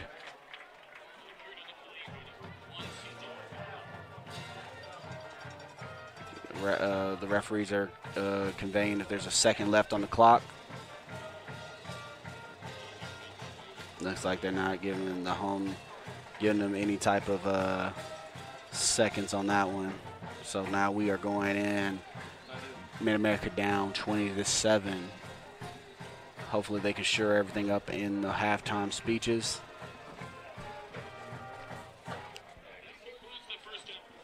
And we will see you guys back in 20 minutes.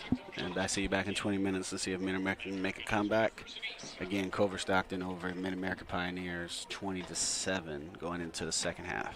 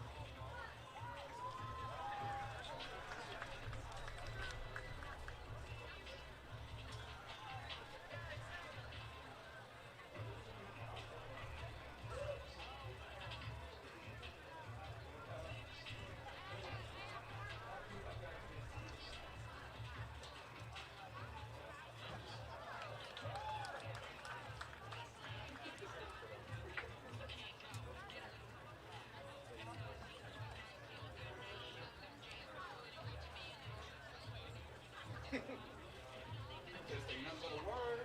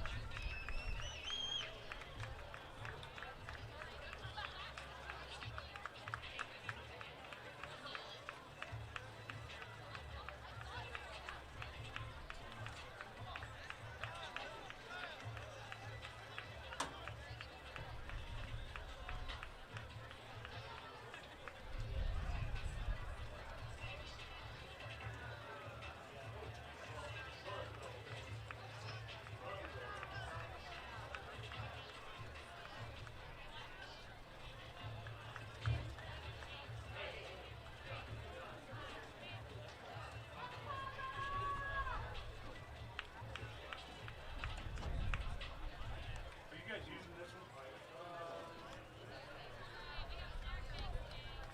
Need the tower. Thank you.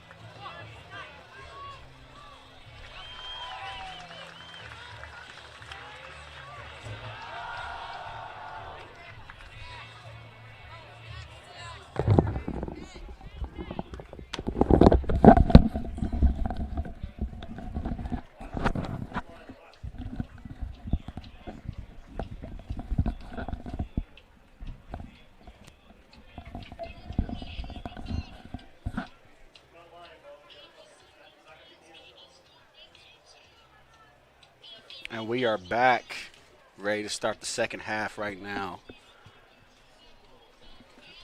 We got Culver-Stockton 20-7 over the Mid-America Pioneers.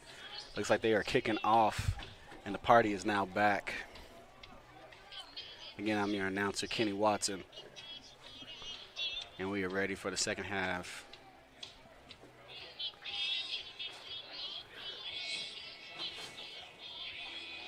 Be interesting to see what type of adjustments Mid-America's coaching staff has, because as of right now, we are now on a 20-0 run by Culver-Stockton after the opening touchdown by Mid-America. Size difference from the offensive line and defensive lines have definitely been the story of the game. Even when Mid-America was going in trying to get some points before halftime, the defensive line for Culver created enough pressure to get a couple sacks and a couple errant throws. So we'll see what they do in order to adjust after the halftime. We got number 47 with the kickoff. A little mishandling. Gotta watch what you tackle, fellas. Gotta watch what you tackle. But it looks like you're brought down by number 95. Let's get a shout out for the special teams tackle, Jonah Reynolds. defensive lineman running down. I don't know. We didn't used to have those when I played.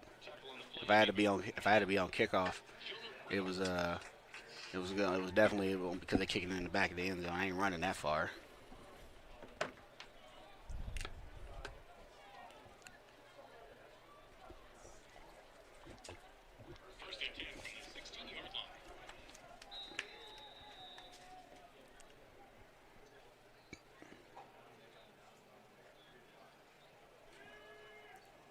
First down, 2-by-2 by Culver again.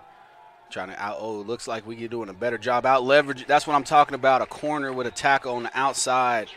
Is that number 0? Is that Russell? No, that ain't Russell Westbrook. We got Monte Griffin out there.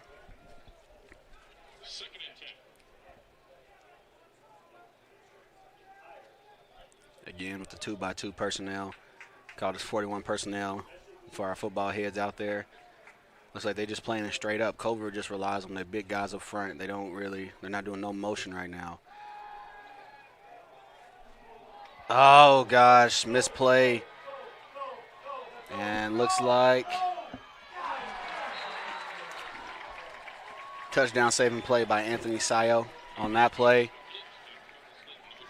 The thing is, if you go for the big hit there, you got to make sure you catch it. It was a great concentration catch down the sideline by number 5, Slayton. Looks like 3-by-1. Trying to out leverage the defensive line again. Gain of 4 on the play.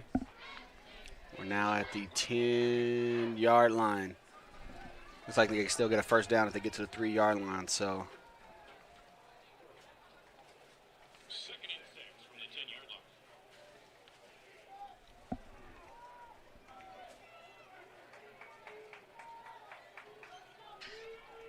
Second down right here. Motion in the backfield. Dive. Got to get contained, fellas. And was able to get no gain right there. Nice tackle at the line of scrimmage there. Best case scenario, no points here. But if Mid-America defensively, you're just trying to get it to where they don't score a touchdown on this play, because then that'll be a 4-possession game, I believe.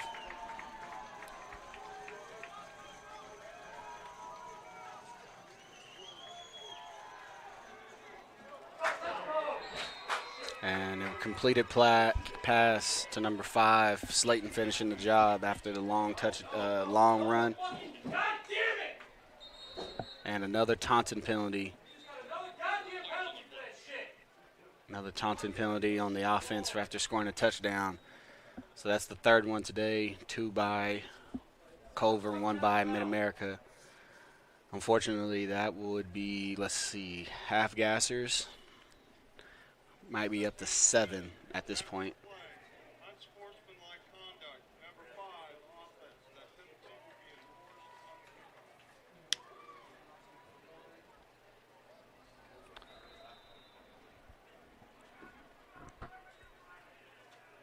Extra point try by Culver-Stockton on this one. Trying to go up 27-7 here. And looks like it was good. Now we are down 27-7 now with the Mid-America faithful here. It's getting a little tense in the background here.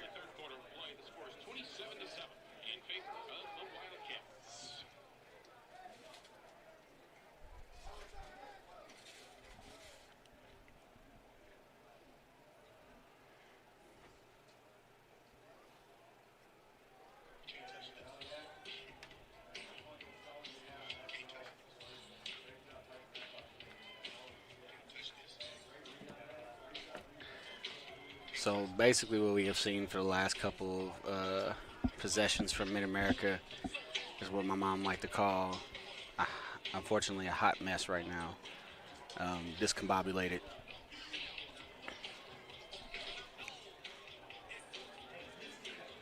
But the thing about football is it just takes one possession, one play to help change momentum here.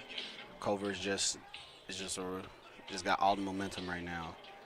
So they're doing everything they want on offense, able to stifle them on defense as well. So the only thing they have for them is these taunting penalties that's kicking off at the 20-yard line. So let's root for a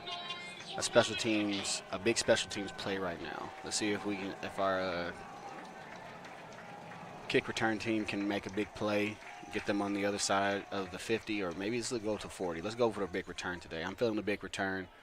Number 2 with the catch. Looks like we got back to the 48-yard line. Oh, man, these are some really good spots at the 49-yard line on Culver-Stockton side of the field. And now we get to see our offense after the halftime.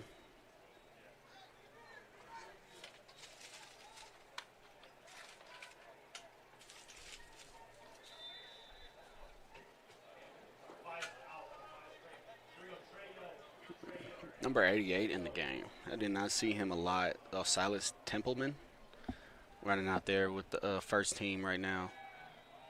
Nice little pitch and catch there. I think that may be the way to create some momentum for this offense. Nice 10-yard gain there. Down in distance, fast for another Pioneer first down. We're at the 36-yard line of Culver-Stockton right here. But I was just saying, it might be the quick game to keep them off balance because up front, we got big boys up front. They're keeping a loaded box, so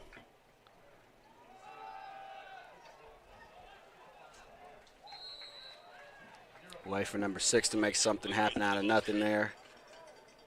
Conjay Wildridge.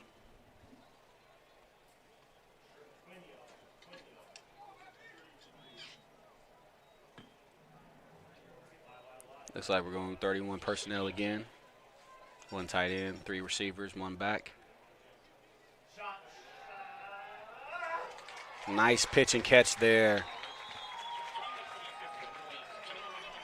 Nice throw right there for another Pioneer first down.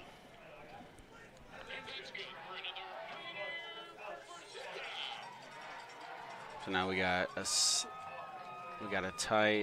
some type of trips to the right here.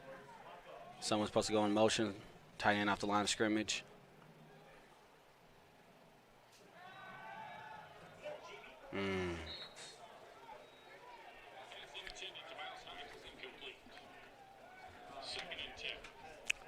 And that speed out there has to be a little bit better timing out there. CJ sped it up just a little bit.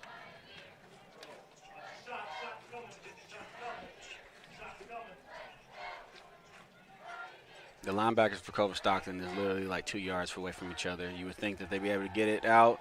What has CJ got? Taking a shot downfield.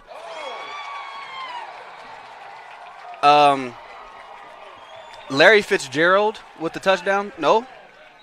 Miles. And we might have gotten a penalty in the backfield.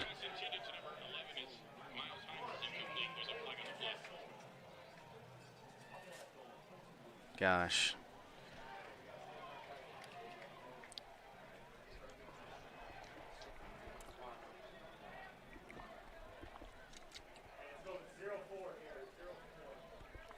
After the play, unsportsmanlike conduct. Number 65 offense. That'll be 15 yards. Third down. No touchdown. So it went from a potential touchdown play right there to incomplete. I thought he had at least a foot in the back of the end zone, but I miscalled that one. So now 2nd and 10 turned in the 3rd and 25. So that's lovely.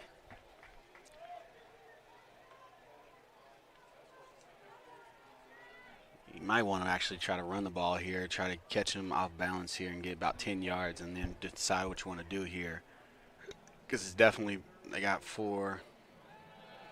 Get him, Pat! Get him, Pat!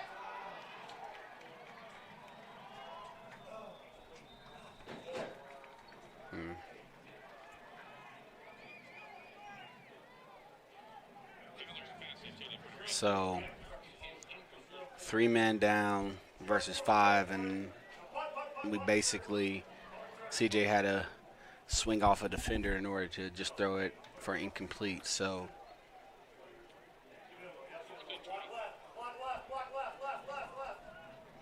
in this particular situation, the offensive line is getting talked to like they're ball headed at this point. They have to be able to block 3 men down. Now we're going a long field goal, doing 50-plus yards, and timeout by Mid-America. Coach didn't like something about the play. They're kicking with the wind, though.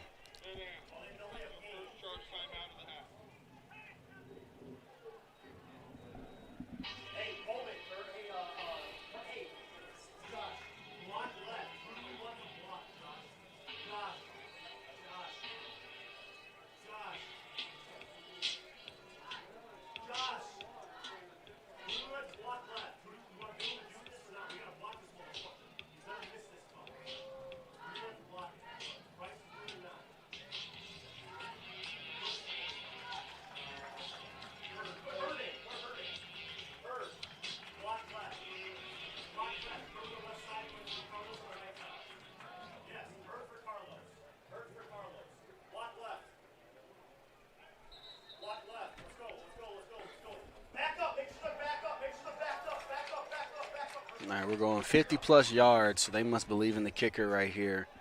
So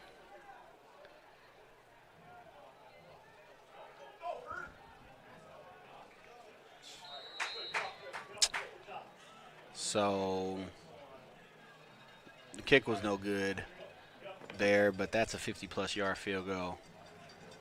And it doesn't matter how you miss it. If you miss it as the kicker, you don't feel good about that one. So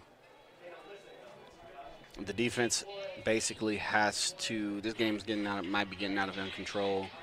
It's definitely not in the best of circumstances right now. But if they don't want this game to become a laugher, they have to. They have to get a stop here. A big turnover would be nice as well. So they're going trips personnel to the left. Culver-Stockton. Looks like Mid-America went to their nickel package here.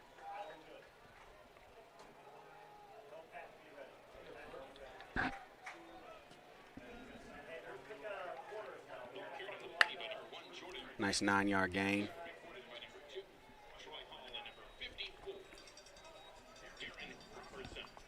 Darren and Troy with the play for a 9-yard gain by Culver, number 2. Question, do they have a running back on this roster? It looks like they got nothing but receivers on the roster by Culver-Stockton. Looks like it's interchangeable there. Looks like the 31 personnel again. Just looks like they're gonna melt the clock away. Just have the big hogs up front push the line of scrimmage 4 or 5 yards at a time for a Culver first down.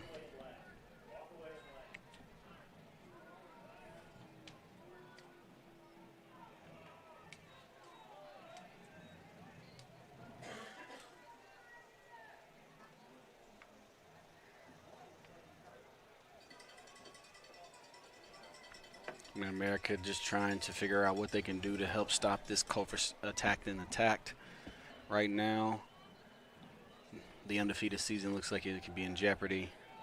They're sending delay blitz. Nice tackle by number 24, Perry Williams again. Nice to drive through the offensive player, bring him straight to the ground. So that was a nice play. Personnel change up front, trying to keep them fresh up front. Looks like 31 base personnel again. Dive up front. Push to the line again. We got 3rd and 2, it looks like.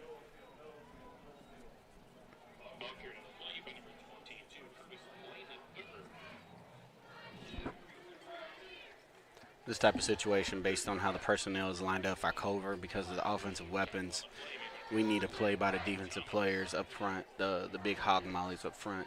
They have to create a play, get off a blocker and be able to get a tackle in the backfield or for no gain, because it looks like the linebackers and the defensive backs can't get there in time. And it looks like, speak of the devil, nice play, nice push up front. And then with also number 24, Perry, coming in to clean it up on the outside.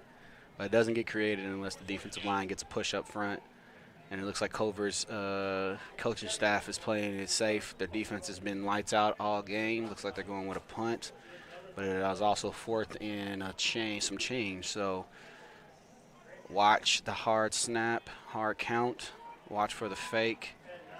They got the shield personnel. Missing the left side, we're going to call a timeout. 6 seconds. Timeout! Right or no? You let it go? All right. What's wrong with Nick? Nick's out. Timeout. Delay game. Offense. 5-yard penalty. Still 4th down. Nick's all right or no? Delay of game.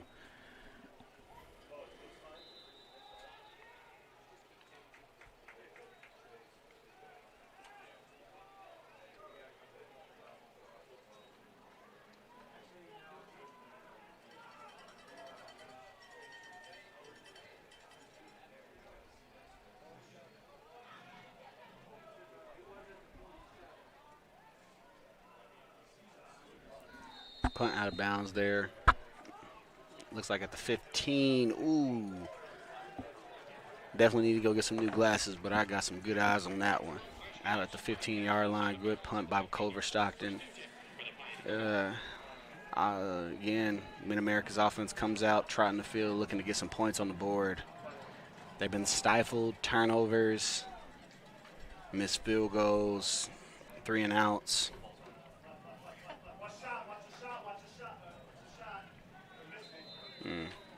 Looks like cover 0 up front. This is definitely the play, and that's because they weren't lined up.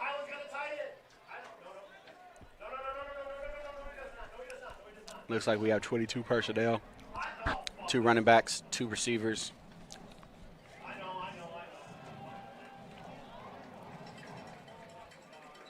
That was the best run play of the night. That was not the day. That was not a scrambler by CJ. Nice 10-yard run there.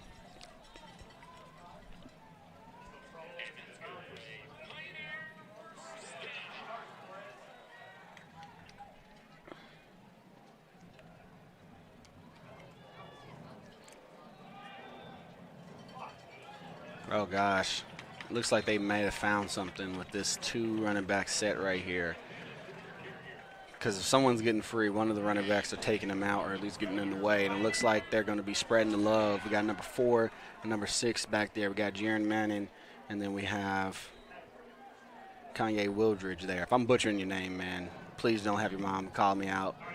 Nice little run there. That's a 4 or 5 yard gain. I think that's the most rushing yards we've had all day in 3 plays. So good that Mid-America's getting the ball moving. So the question is, when do you put the receivers back in there? The defense is creeping up closer by closer for every run play.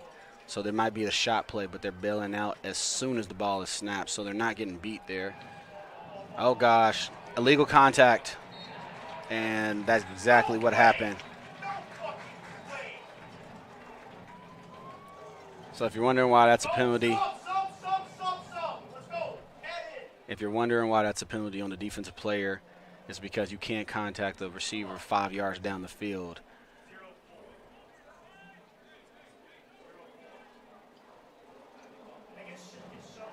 That one's easy though. That's an easy play to avoid, but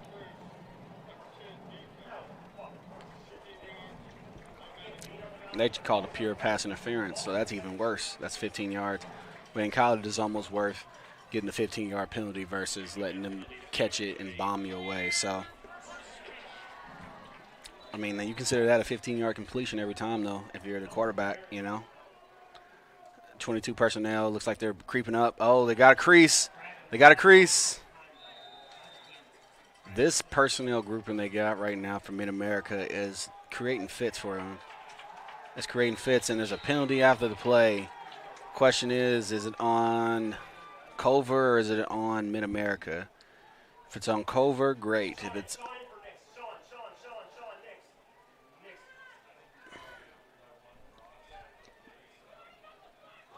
Tell Hayden. After the play,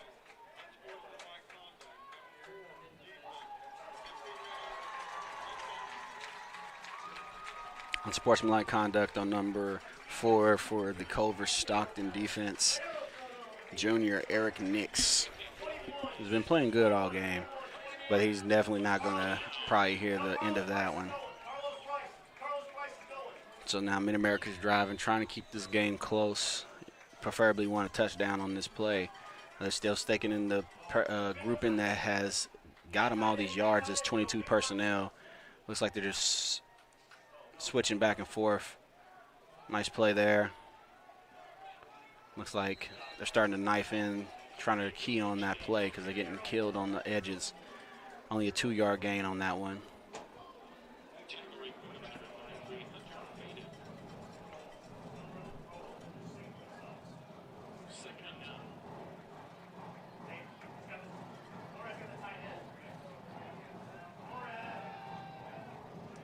Oh, gosh. Touchdown! CJ to Caleb for the post play. Just like that, Mid-America's back in the game.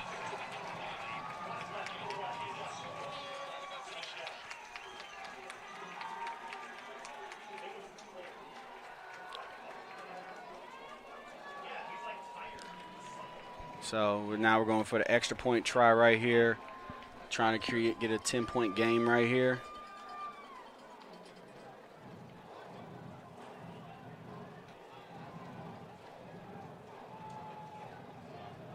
Extra point is no good. It's 2 extra points missed by both teams today. Not good, not good. Game stays a 2-possession game. Down 14, Mid-America reducing the lead to 14. Culver 27, Mid-America 13.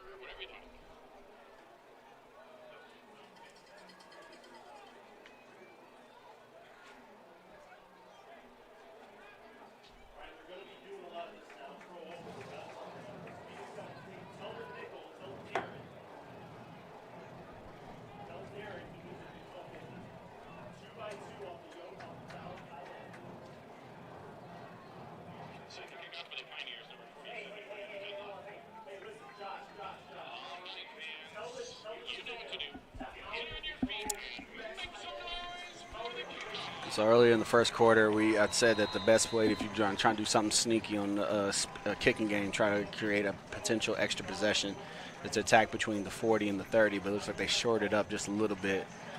You could also go on the edges on the outside of the 30s right here, but we'll see what they do on the kicking game right here. Mid-America with the kick, right down the middle though, so it looks like they're playing it straight up. Looks like the up man's got it. He's creating some steam. Nice coverage out to the 30-yard line. And decent kicking game right there.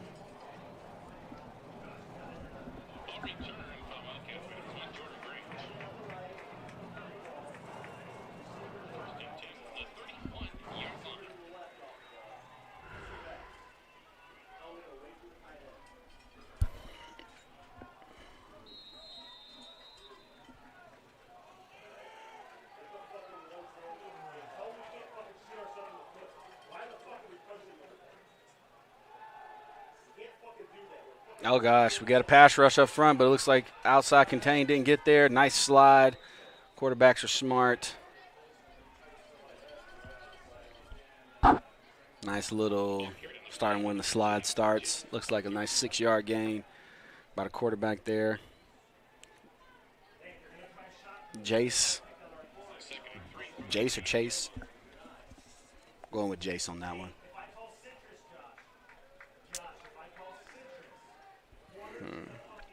Still feels like the Mid-America still hasn't found a way to actually enforce their will on the offense. Looks like they're going to start blitzing now. And looks like the edge. Ooh, gosh. That ball came out, and it looks like Mid-America.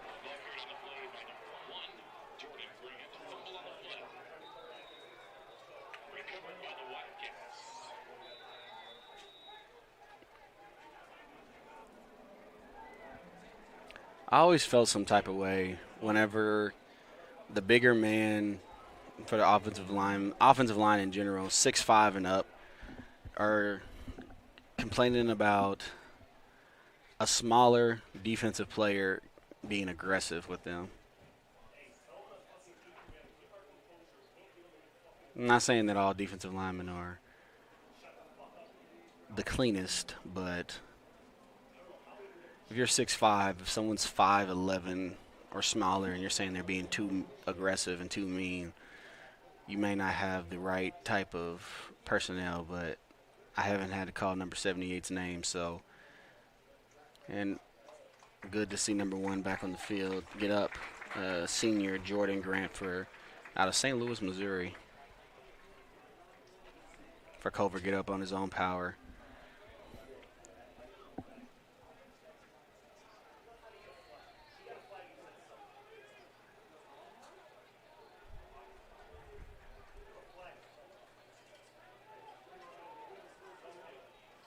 Tell everybody as soon as it plays over, get back to where you came from. And they're going to go fast, too, so make sure you get the calls in. Run the fuck away from them.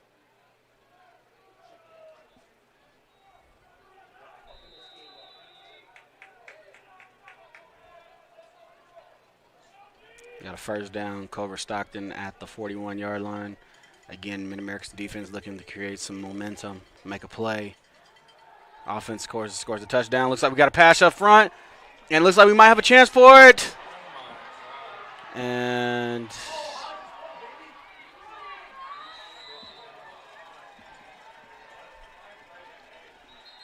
I can't really explain what just happened just there, but just know it was a first down completion for, it looks like about 40, 50 yards, brought down into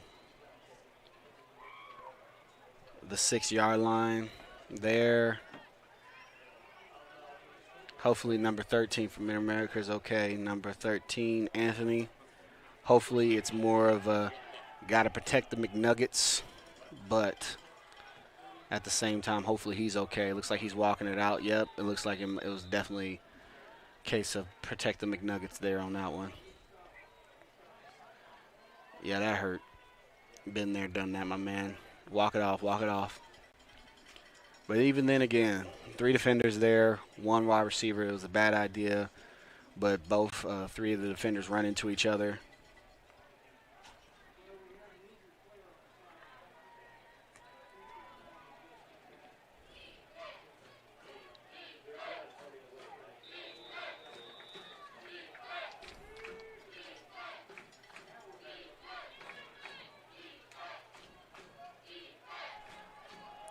Nice fade in the back of the end zone.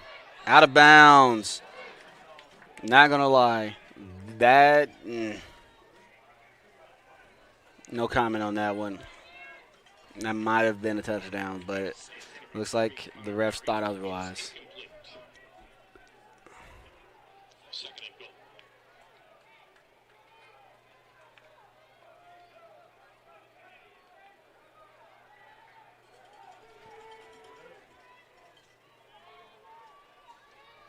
Looks like inside run, but it looks like, ooh, great play by number 15 on the defense. Reese see, this is how you know I'm old. I played with Reese back in a while. We have super senior Reese making a sighting. Love it, my man. Great tackle for loss. Could use some of that senior leadership.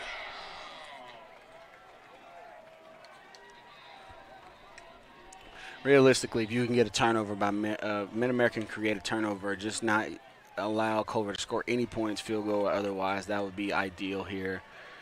Because the greater that lead with the run and attack that it looks like Mid-America might have to use, they're going to be using clock. Oh, contain. Again, Jace able to make something happen. He's dialing it up back there, gentlemen, with the touchdown there. The 5-yard scramble. So it was not for a lack of trying, but Culver's offense looks like they are for real this season.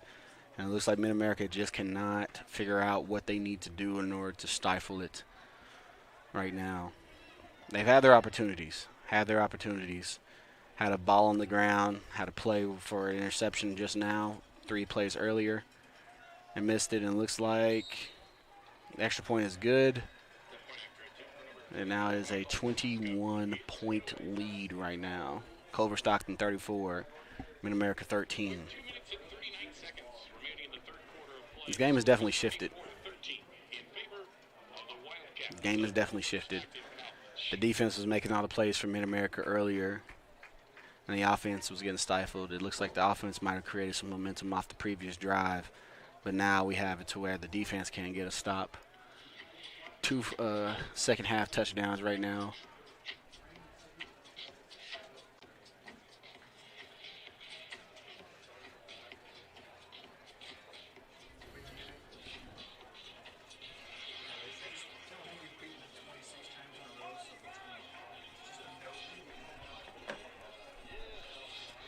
So it looks like Culver looks like they're trying to break a unprecedented winning streak by Mid-America.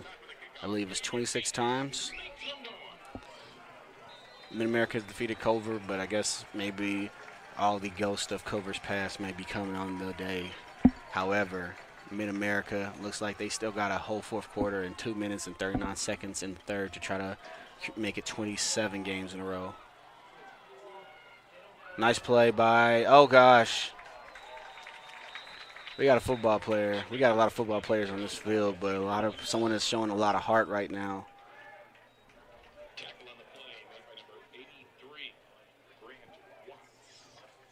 Unfortunately, it's number 2. We got double numbers here.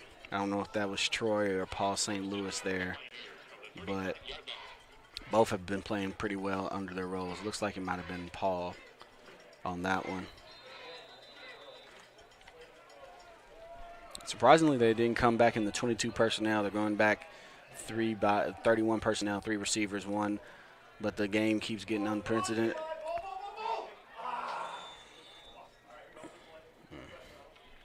Incomplete pass out of bounds there by CJ, getting the ball out before the sack there.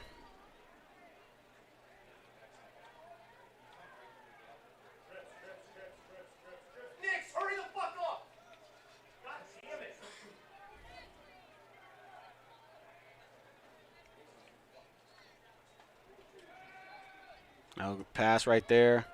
Nice little outlet by Caleb there. Nice little move. Try to get some yards there. Nice two-yard gain there.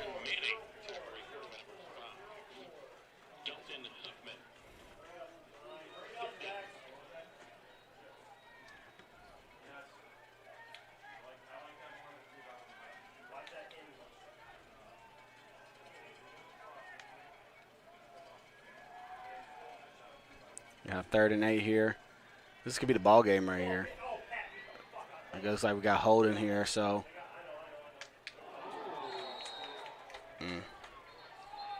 They definitely didn't miss the holding there, but I guess they missed the horse collar tackle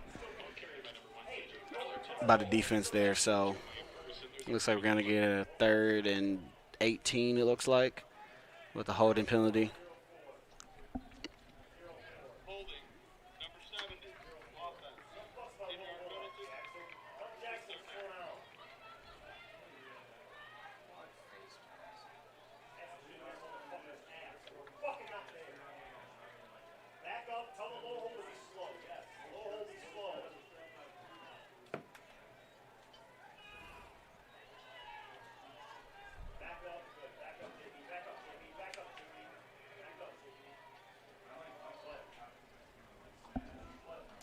Looks like we got a cover 2 shell by Culver, just making sure they can't get beat deep here. 3rd and 18. Hopefully it's some type of conversion. Oh, looks like offsides. Might have been false start though. No one else moved, so maybe I'm wrong. Might have been false start. Receivers moved. The offensive line didn't. So, but something illegal happened there. I just don't know on which side it is yet. Offside. Number 12. Defense. Elevated to the quarterback. 5 yards. Still play game. All right. So the whole defensive line was offside. Still one of my favorite clips from football, watching football when I was little, is when, I don't know which game it was, when the referees said that the whole defensive line, the whole defense was offsides on one play. Found it completely hilarious. Looks like a similar rendition of that. 3rd and 13 here. Wide receiver in motion. Look for the inside post. CJ says, I can do it all by myself. And the ball's out.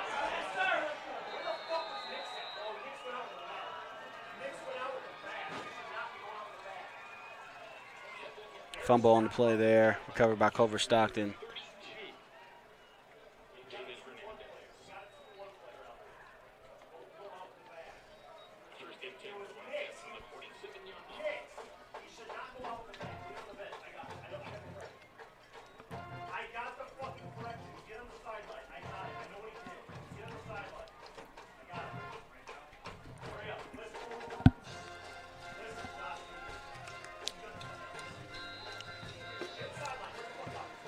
America's defense comes back on the field at the 47-yard line.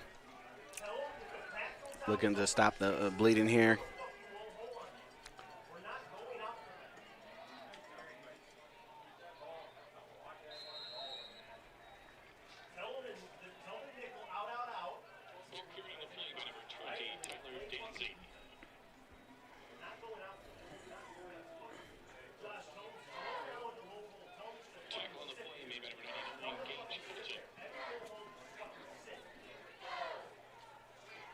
Second and 4.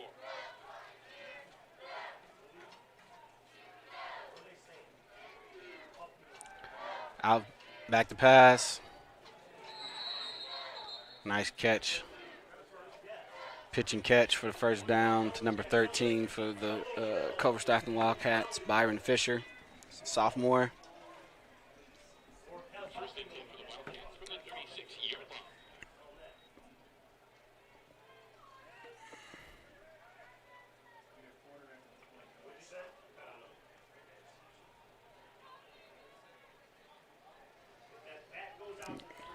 Looks like 41 personnel by Culver, spreading them out.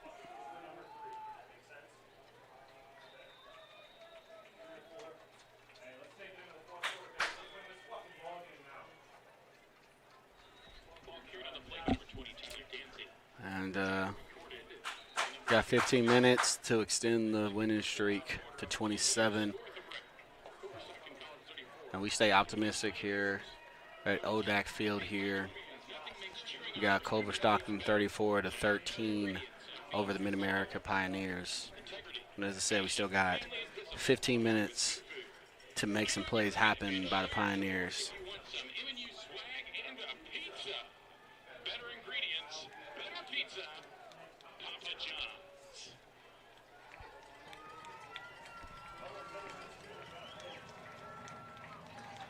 We need some enthusiasm. See if you can win some MNU swag and a whole pizza.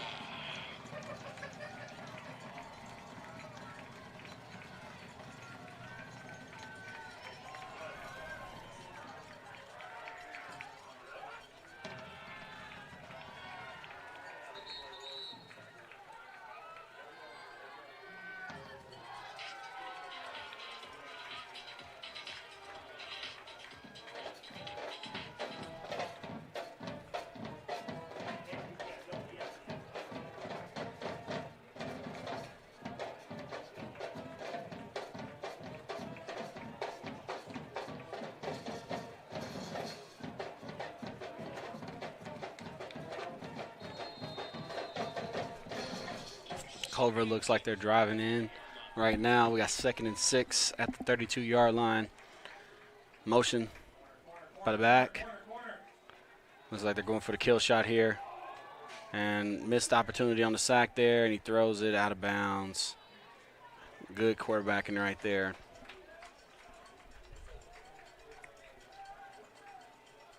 By Jace. Unfortunately, I've been saying his name a little bit too often today, but he's been playing. He's played an excellent game. Great job managing the game, getting into his skill positions, taking the shots, improvising back there. Just basically just creating havoc for our defense, Mid-America's defense right now. Going 3rd and 6 here, looking for the kill shot on this possession. Looks like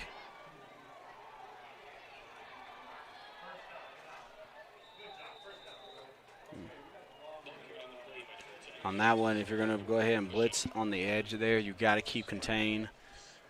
We obviously didn't keep that. First and 10 from the 15-yard line.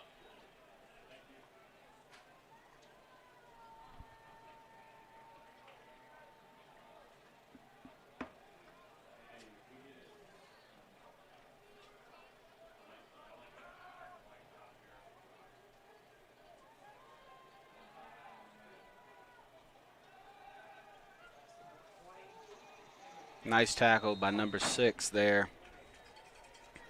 Caleb Kid Dickerson there on the out route, or the flare route by the running back there. Kid Dickerson. You just want to finish this game out strong if you're the defense. They haven't had the best showing, but just don't lay down because it still is a long season here. Try to keep them out the end zone on this one. Culver going 2-by-2 once again.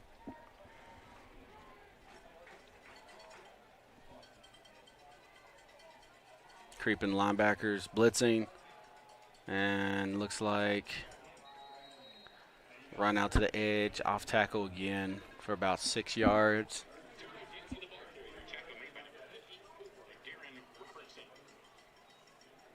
Looks like 3rd and 4 at the 9-yard line.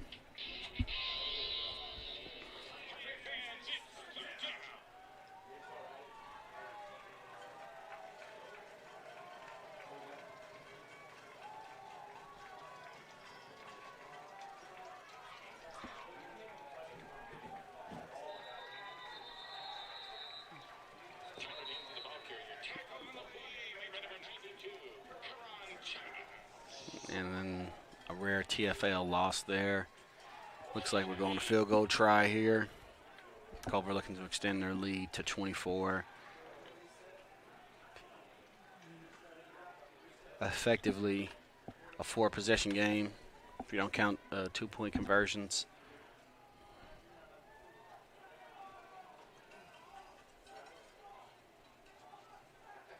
A block field goal would be nice here.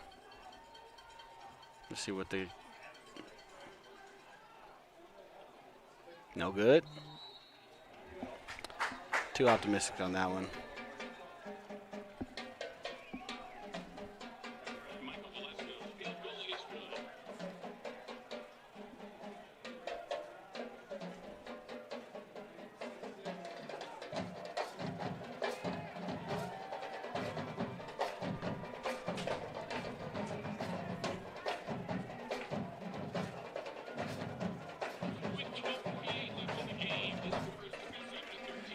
Again, Culver-Stockton 37-13 over the Mid-America Pioneers. Just looking to finish the game out strong, get a couple plays your way. As again, down by 24, 3 touchdowns and some 2-point conversions can tie the game up. But we're going to need some plays on all assets, special teams, defense, and offense in order to create a good comeback on this one. 34 warming up for the kick.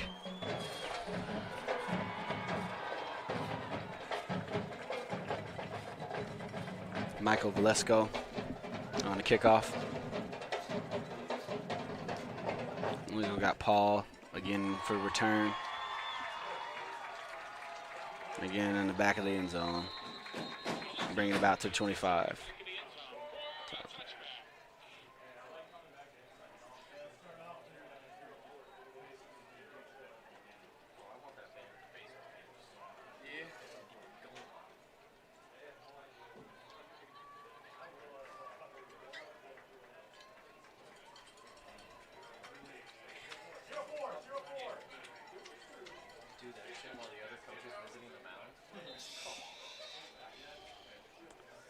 Looks like we're going again, and it's like 31 personnel.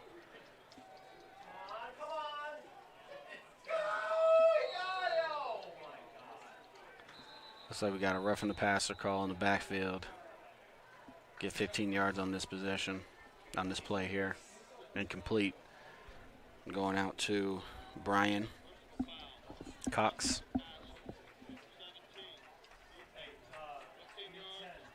First down.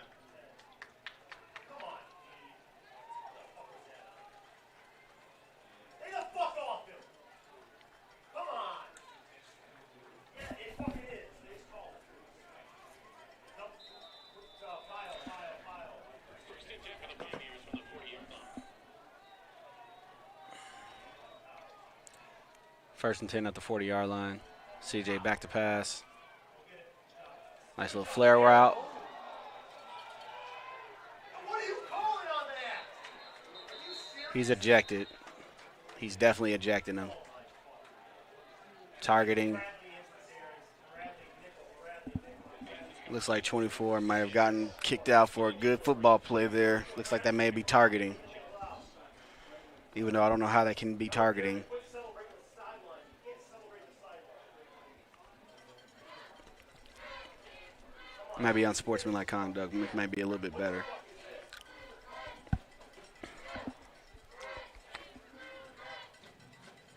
No penalty on the play.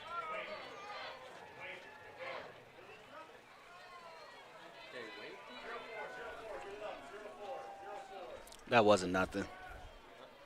That was nothing. It's just because it was on the sideline is why they said something. Looks like number 24 guy didn't get any penalty on that one.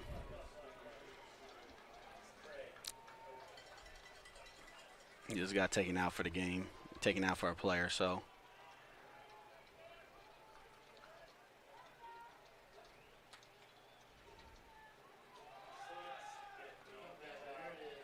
Hey, Ghost, get Darren in. Ghost, Darren, Ghost, Darren. Ghost. 0-4. Run off to the right side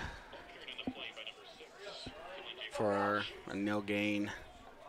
Looks like we got 3rd and 11. Trying to keep this game interesting, fellas.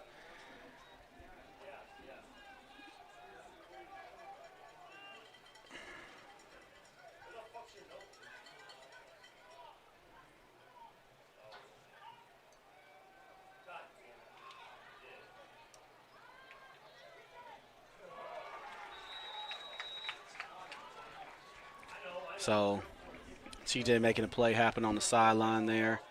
Looks like the number 6. To number 6, Cullen J. Woodridge. Cunlay Wildridge. His first name is kicking my butt. I'm not even gonna lie, y'all. But again, 3 defensive linemen versus 5 offensive linemen. Looks like we had a delayed blitzer come at some point. CJ's running for his life. Offensive line has to shore it up if they want this season to be successful. Have to shore it up. Looks like they're going in base personnel, 3 defensive linemen. Looks like we got the linebackers walking around. Looks like that's a catch for a first down out to the 49-yard line.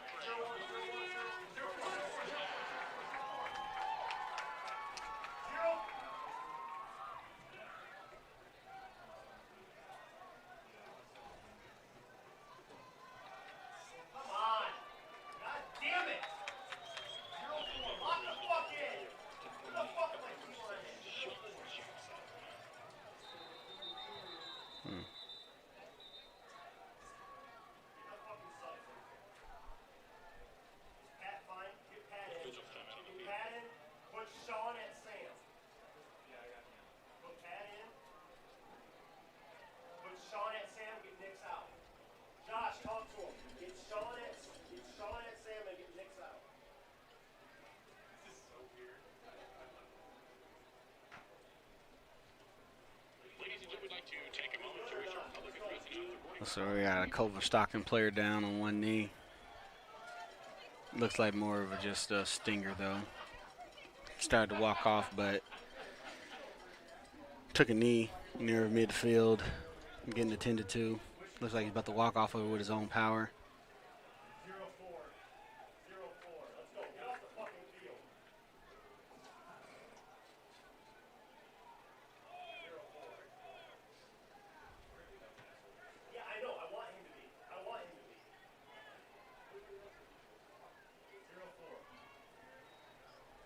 Looks like he was able to walk off. Looks like just a stinger, so that's good. Never want injuries. Never want injuries if we can avoid them.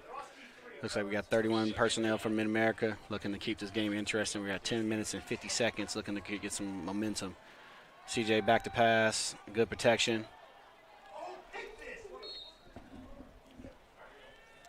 The deep routes has just not have been there for Mid-America. It seems like it's been Culver-Stockton bombs away. It looks like we have Mid-America just struggling to connect on the deep ball here. Might be able to take some of this to the next game, though.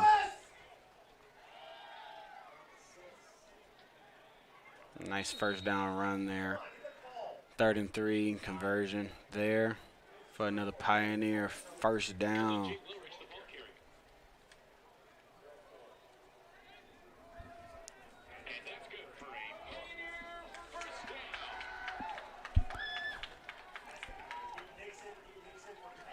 First and 10 at the 39-yard line going into Culver-Stockton territory.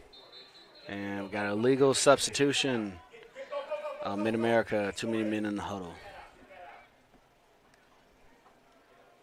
Hey, go 25. Don't say a deal. Hit it. 25. 25. 25. Yeah, everybody get the call. Get the fucking call. Get the fucking call. Yell at get the call. Call. Boards.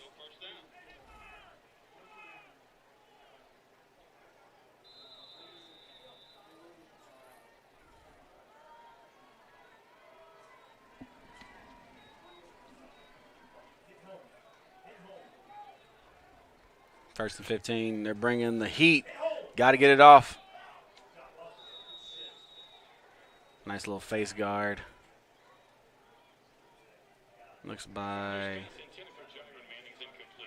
24 right there. Could have been 5 as well. Nice little face guard there. Almost came down with the acrobatic catch on the sideline by the running back.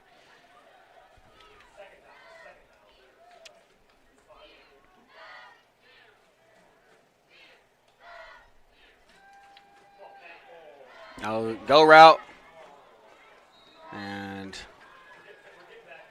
CJ is taking a lot of punishment back there.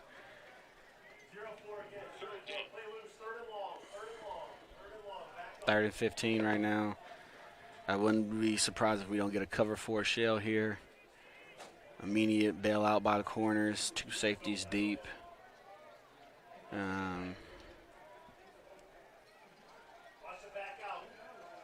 Yeah, cover 4 shell right here. They're playing 10 yards, almost 10 yards off the ball.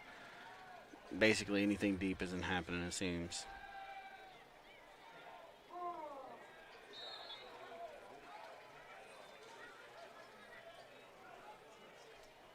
Again, incomplete pass by CJ. With 9 minutes and 58 seconds left, we're down at 4th and 15 right now. 4th and 15. Just again, the passing game, it looks like early on was going to be prolific, but it's just been off balance right now.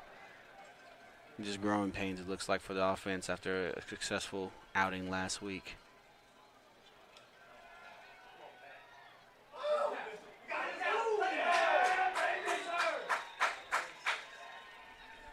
CJ brought down on the sack there by number 38, it looks like.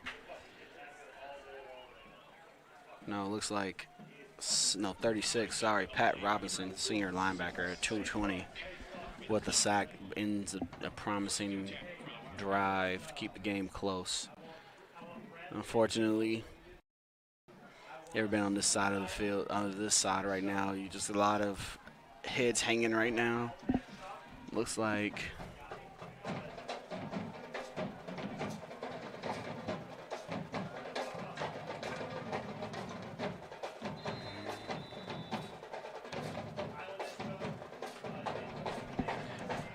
9 minutes and 51 seconds left in the ball game. Culver up 24 right now. Looks like they're still throwing the ball. Nice tackle. Nice rallying right there. Brought down by number 0 and number 3. Tackle recorded by number 0, Devontae Griffin, and number 3, Truman Fletcher. 2nd and 7.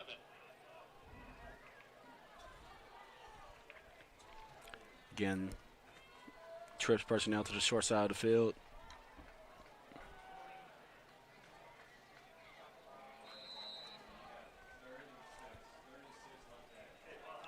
Gain of looks like 3 yards.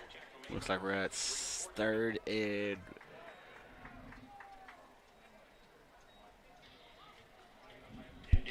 and 6 on this one.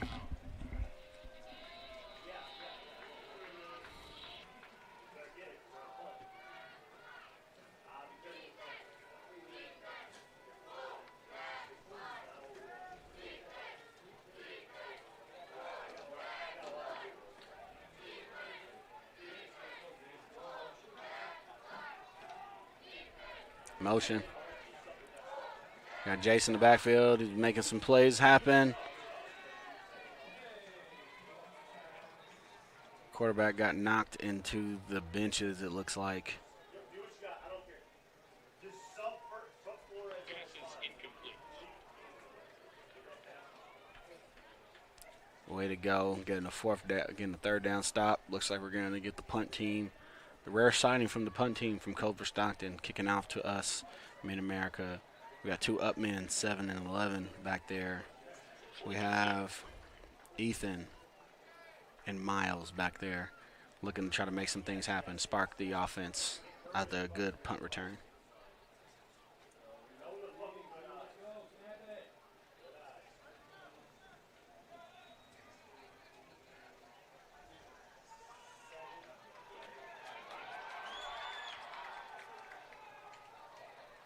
Nice return. We got a flag on the play. Looks like in the offsides holding area there.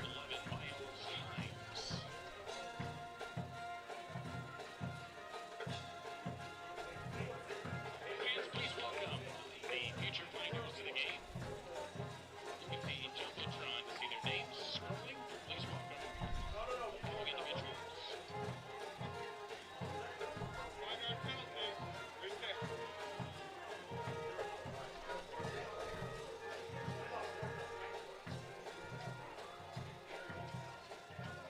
Infraction will tack on the penalty.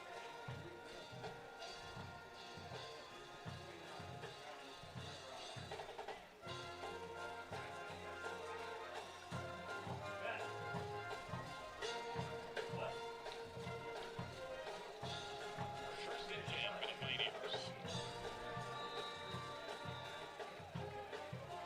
hey, don't jet it. Don't Richard Davidson.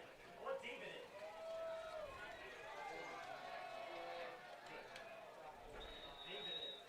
Tackle off. Run off left tackle there. Looks like a gain of 3 yards.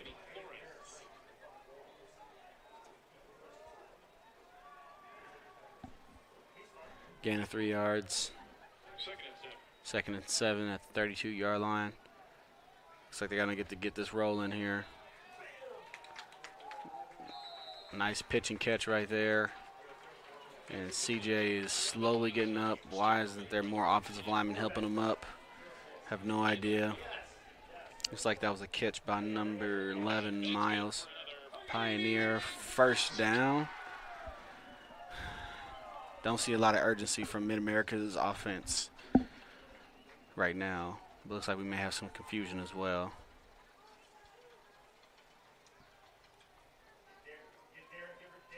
Motion. About a running back there. Nice little screen play right there. Way to get the ball rolling. Looks like we got another Pioneer 1st down right here. Way to keep fighting, gentlemen. Get a little bit more urgency on the ball. Robert Bradley and number 32, David Ramos. And it's good for a Pioneer first Motion. Nice contested catch right there by number 17, Robert Menifee.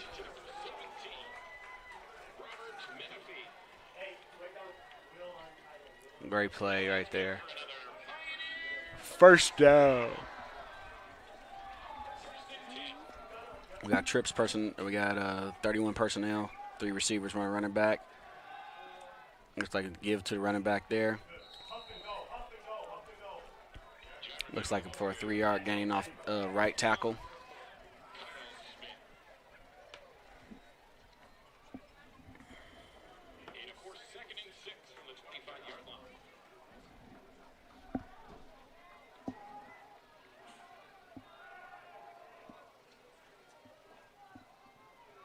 Nice fake. Gotta get the ball out. Nice play by CJ there.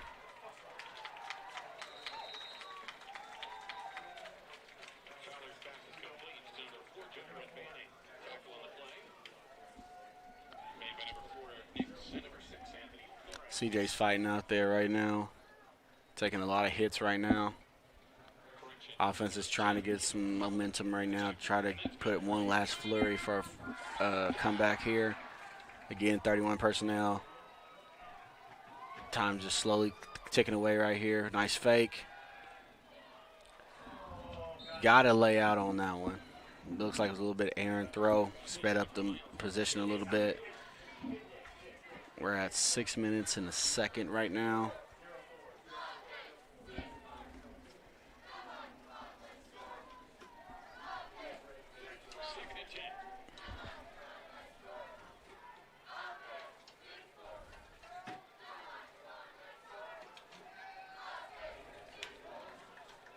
Uh-oh.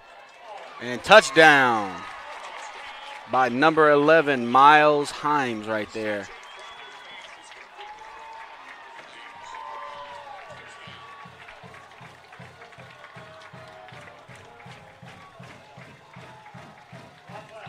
Way to keep fighting, gentlemen. And in a surprising turn of events, guess there's no real way. They're down by, let's see, 6:27. And looks like they blocked it. Now they're down by 18, so.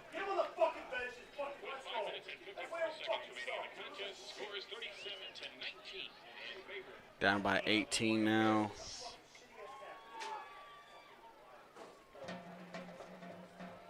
Down by 18, Culver-Stockton are now leading the Mid-America Pioneers 37-19. So some things need to definitely break Mid-America's way to try to come back. Less than 6 minutes left to go.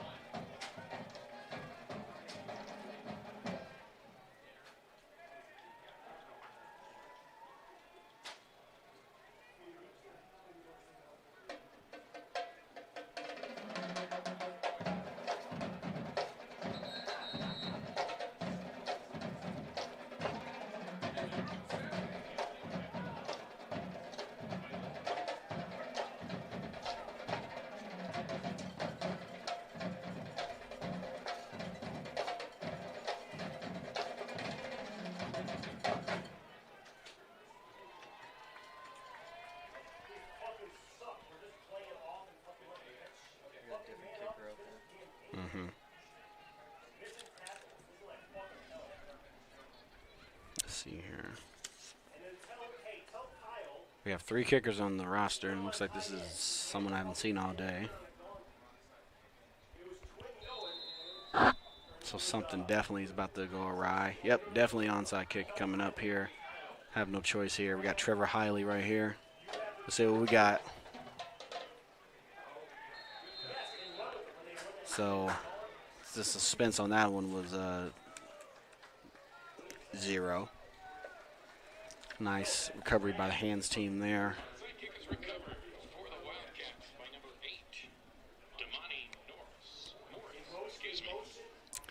Now it's up to the defense to try to get the ball back. 2 timeouts. For the Wildcats from the 47-yard line.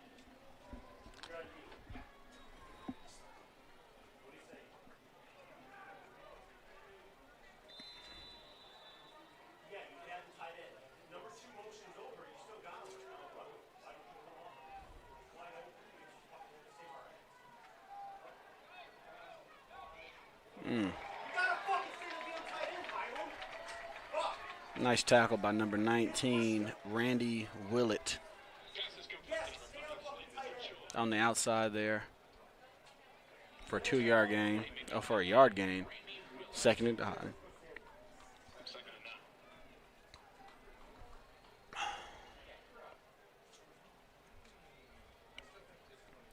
They might have subbed a few people out there today, but it looks like we still have the starting offensive line still in there.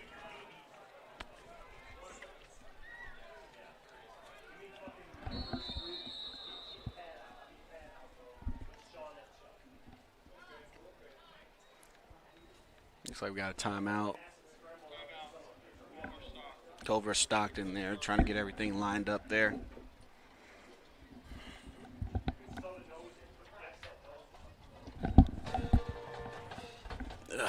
Man.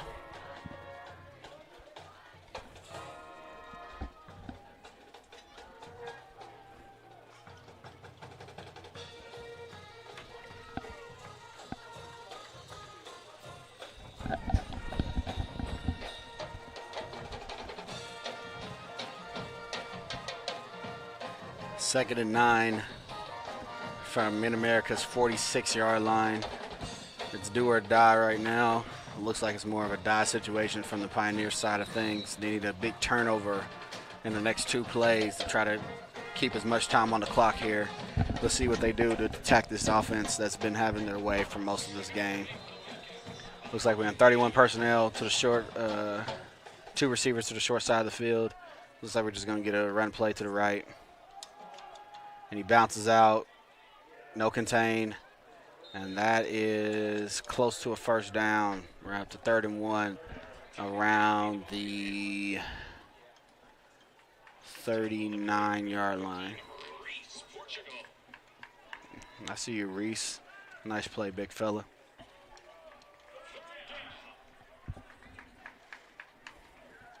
So at this point, the defensive coordinator for Mid-America might want to look at just sending a bomb blitz or something.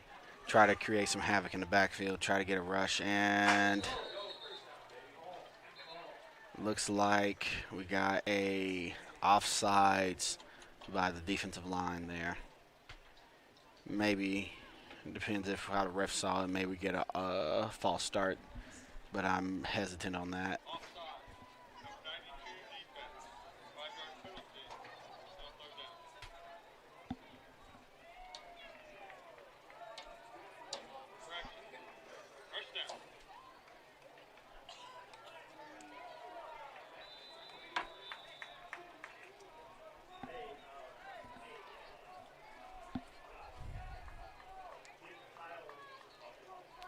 And with that, looks like it's just a matter of time, unfortunately. Looks like Culver will get their first win in 27 meetings.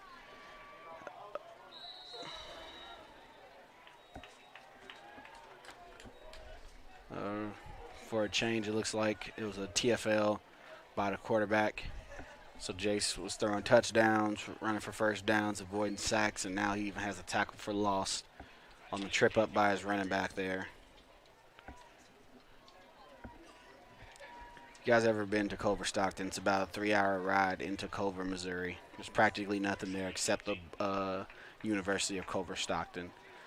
I can only imagine the bus ride back after ending the winning streak by Mid-America Pioneers. Nice run off left tackle.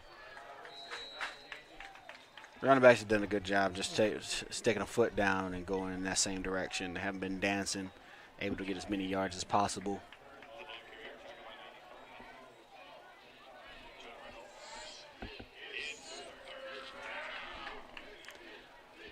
Shout out to the crowd from Mid-America. This is the most people I've seen in years. last year without withstanding, obviously due to COVID protocols. But we had a lot of fans, a lot of the band members came in as well, the cheerleading squad, a lot of parents as well. So thanks for the support coming out to ODAC to watch the Pioneers play today. We got motion trips to the right. It looks like they're going for the kill shot here. And looks at that, a rare sack by the Mid-America defense, brought down by 3 Pioneers, number 3, number 0.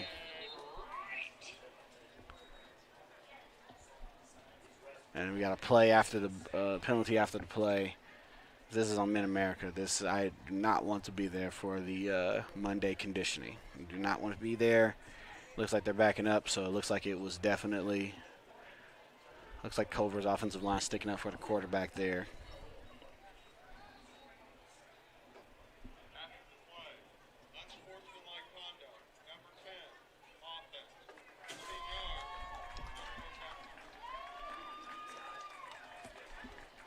I believe number 10 is a captain, Jace. He has had an excellent game. Honestly, got unsportsmanlike conduct there. However, I don't think that Jace actually cares on that one. They're up by 18 points with 2 minutes and 35 seconds left. His offensive line kept him clean all game. Probably would have been a little bit.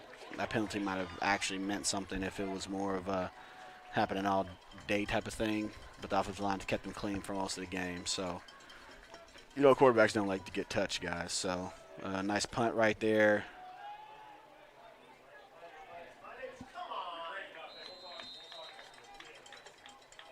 And punt in the back of the end zone there, rolled into the back of the end zone anyway. So went from great field position, potentially change of field position from Culver. We now have a first down at the 20-yard line.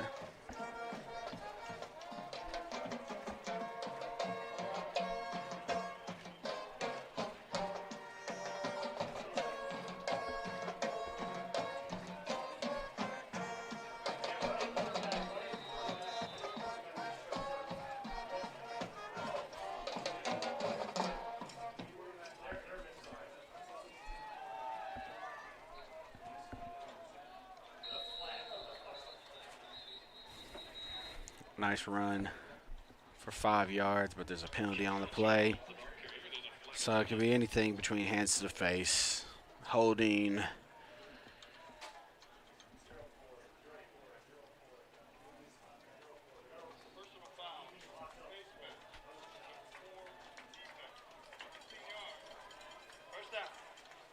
So it was definitely hands to some type of facial gear there, a face mask by Culver-Stockton there. Give the Pioneers 15 yards. Try to keep the drive on. Try to keep the game on life support. Looks like we got backups into the game from Mid-America and Culver. It looks like so. Looks like coach has waved the white flag. We got here number 16, Blake Atkins. Way to show up, young fella. Show them that you can just call a good, clean 2-minute drive right here. They're going to let you fling it a little bit. Nice flare route. Nice play. Out to number 21, Kentrell Jones.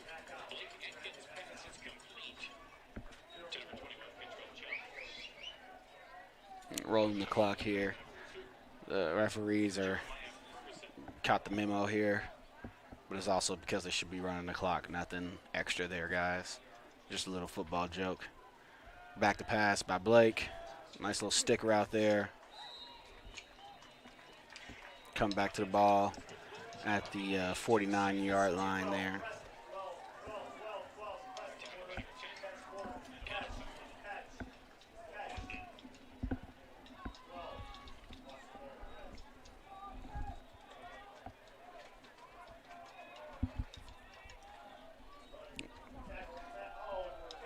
This looks like a miscommunication. Miscommunication there on the handoff there. Like I said, we do got the backups in there, so obviously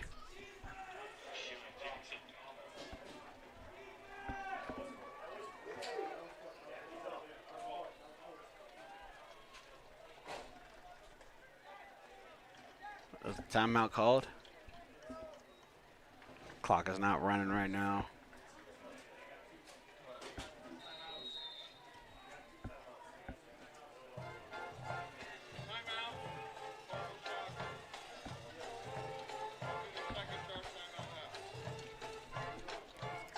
Timeout by Culver-Stockton, so maybe they're trying to make sure no trickery can go on right now, but it may be a potential trying to run up the score type of thing. So we'll see what goes on this particular play. But then again, we got Mid-America. It's a long season. Looks like they're going to fall to 1-1. The undefeated season ended almost as quickly as it started, but they do have all year to try to right the wrong of September 4th and try to make a play for the NAIA playoffs. Good thing about it, obviously it's no good thing about it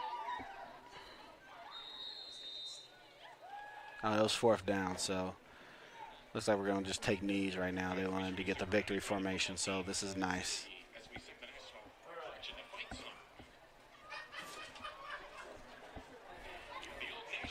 So the 26-game winning streak is now, looks like it's coming to an end. Culver-Stockton with their first victory and 27 tries versus the Mid-America Pioneers. It was a well executed game by the Culver football team. Some of the fans are starting to make their way to the exit right now. Looks like we're just going to get it's a matter of procedure there. We're going to get 3 quick knees. And nothing you can do about that.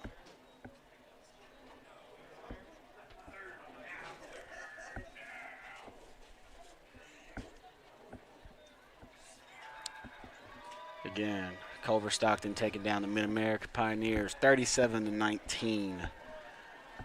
Just a well-executed game by the opponents today. Unfortunately, Mid-America is falling again to 1-1.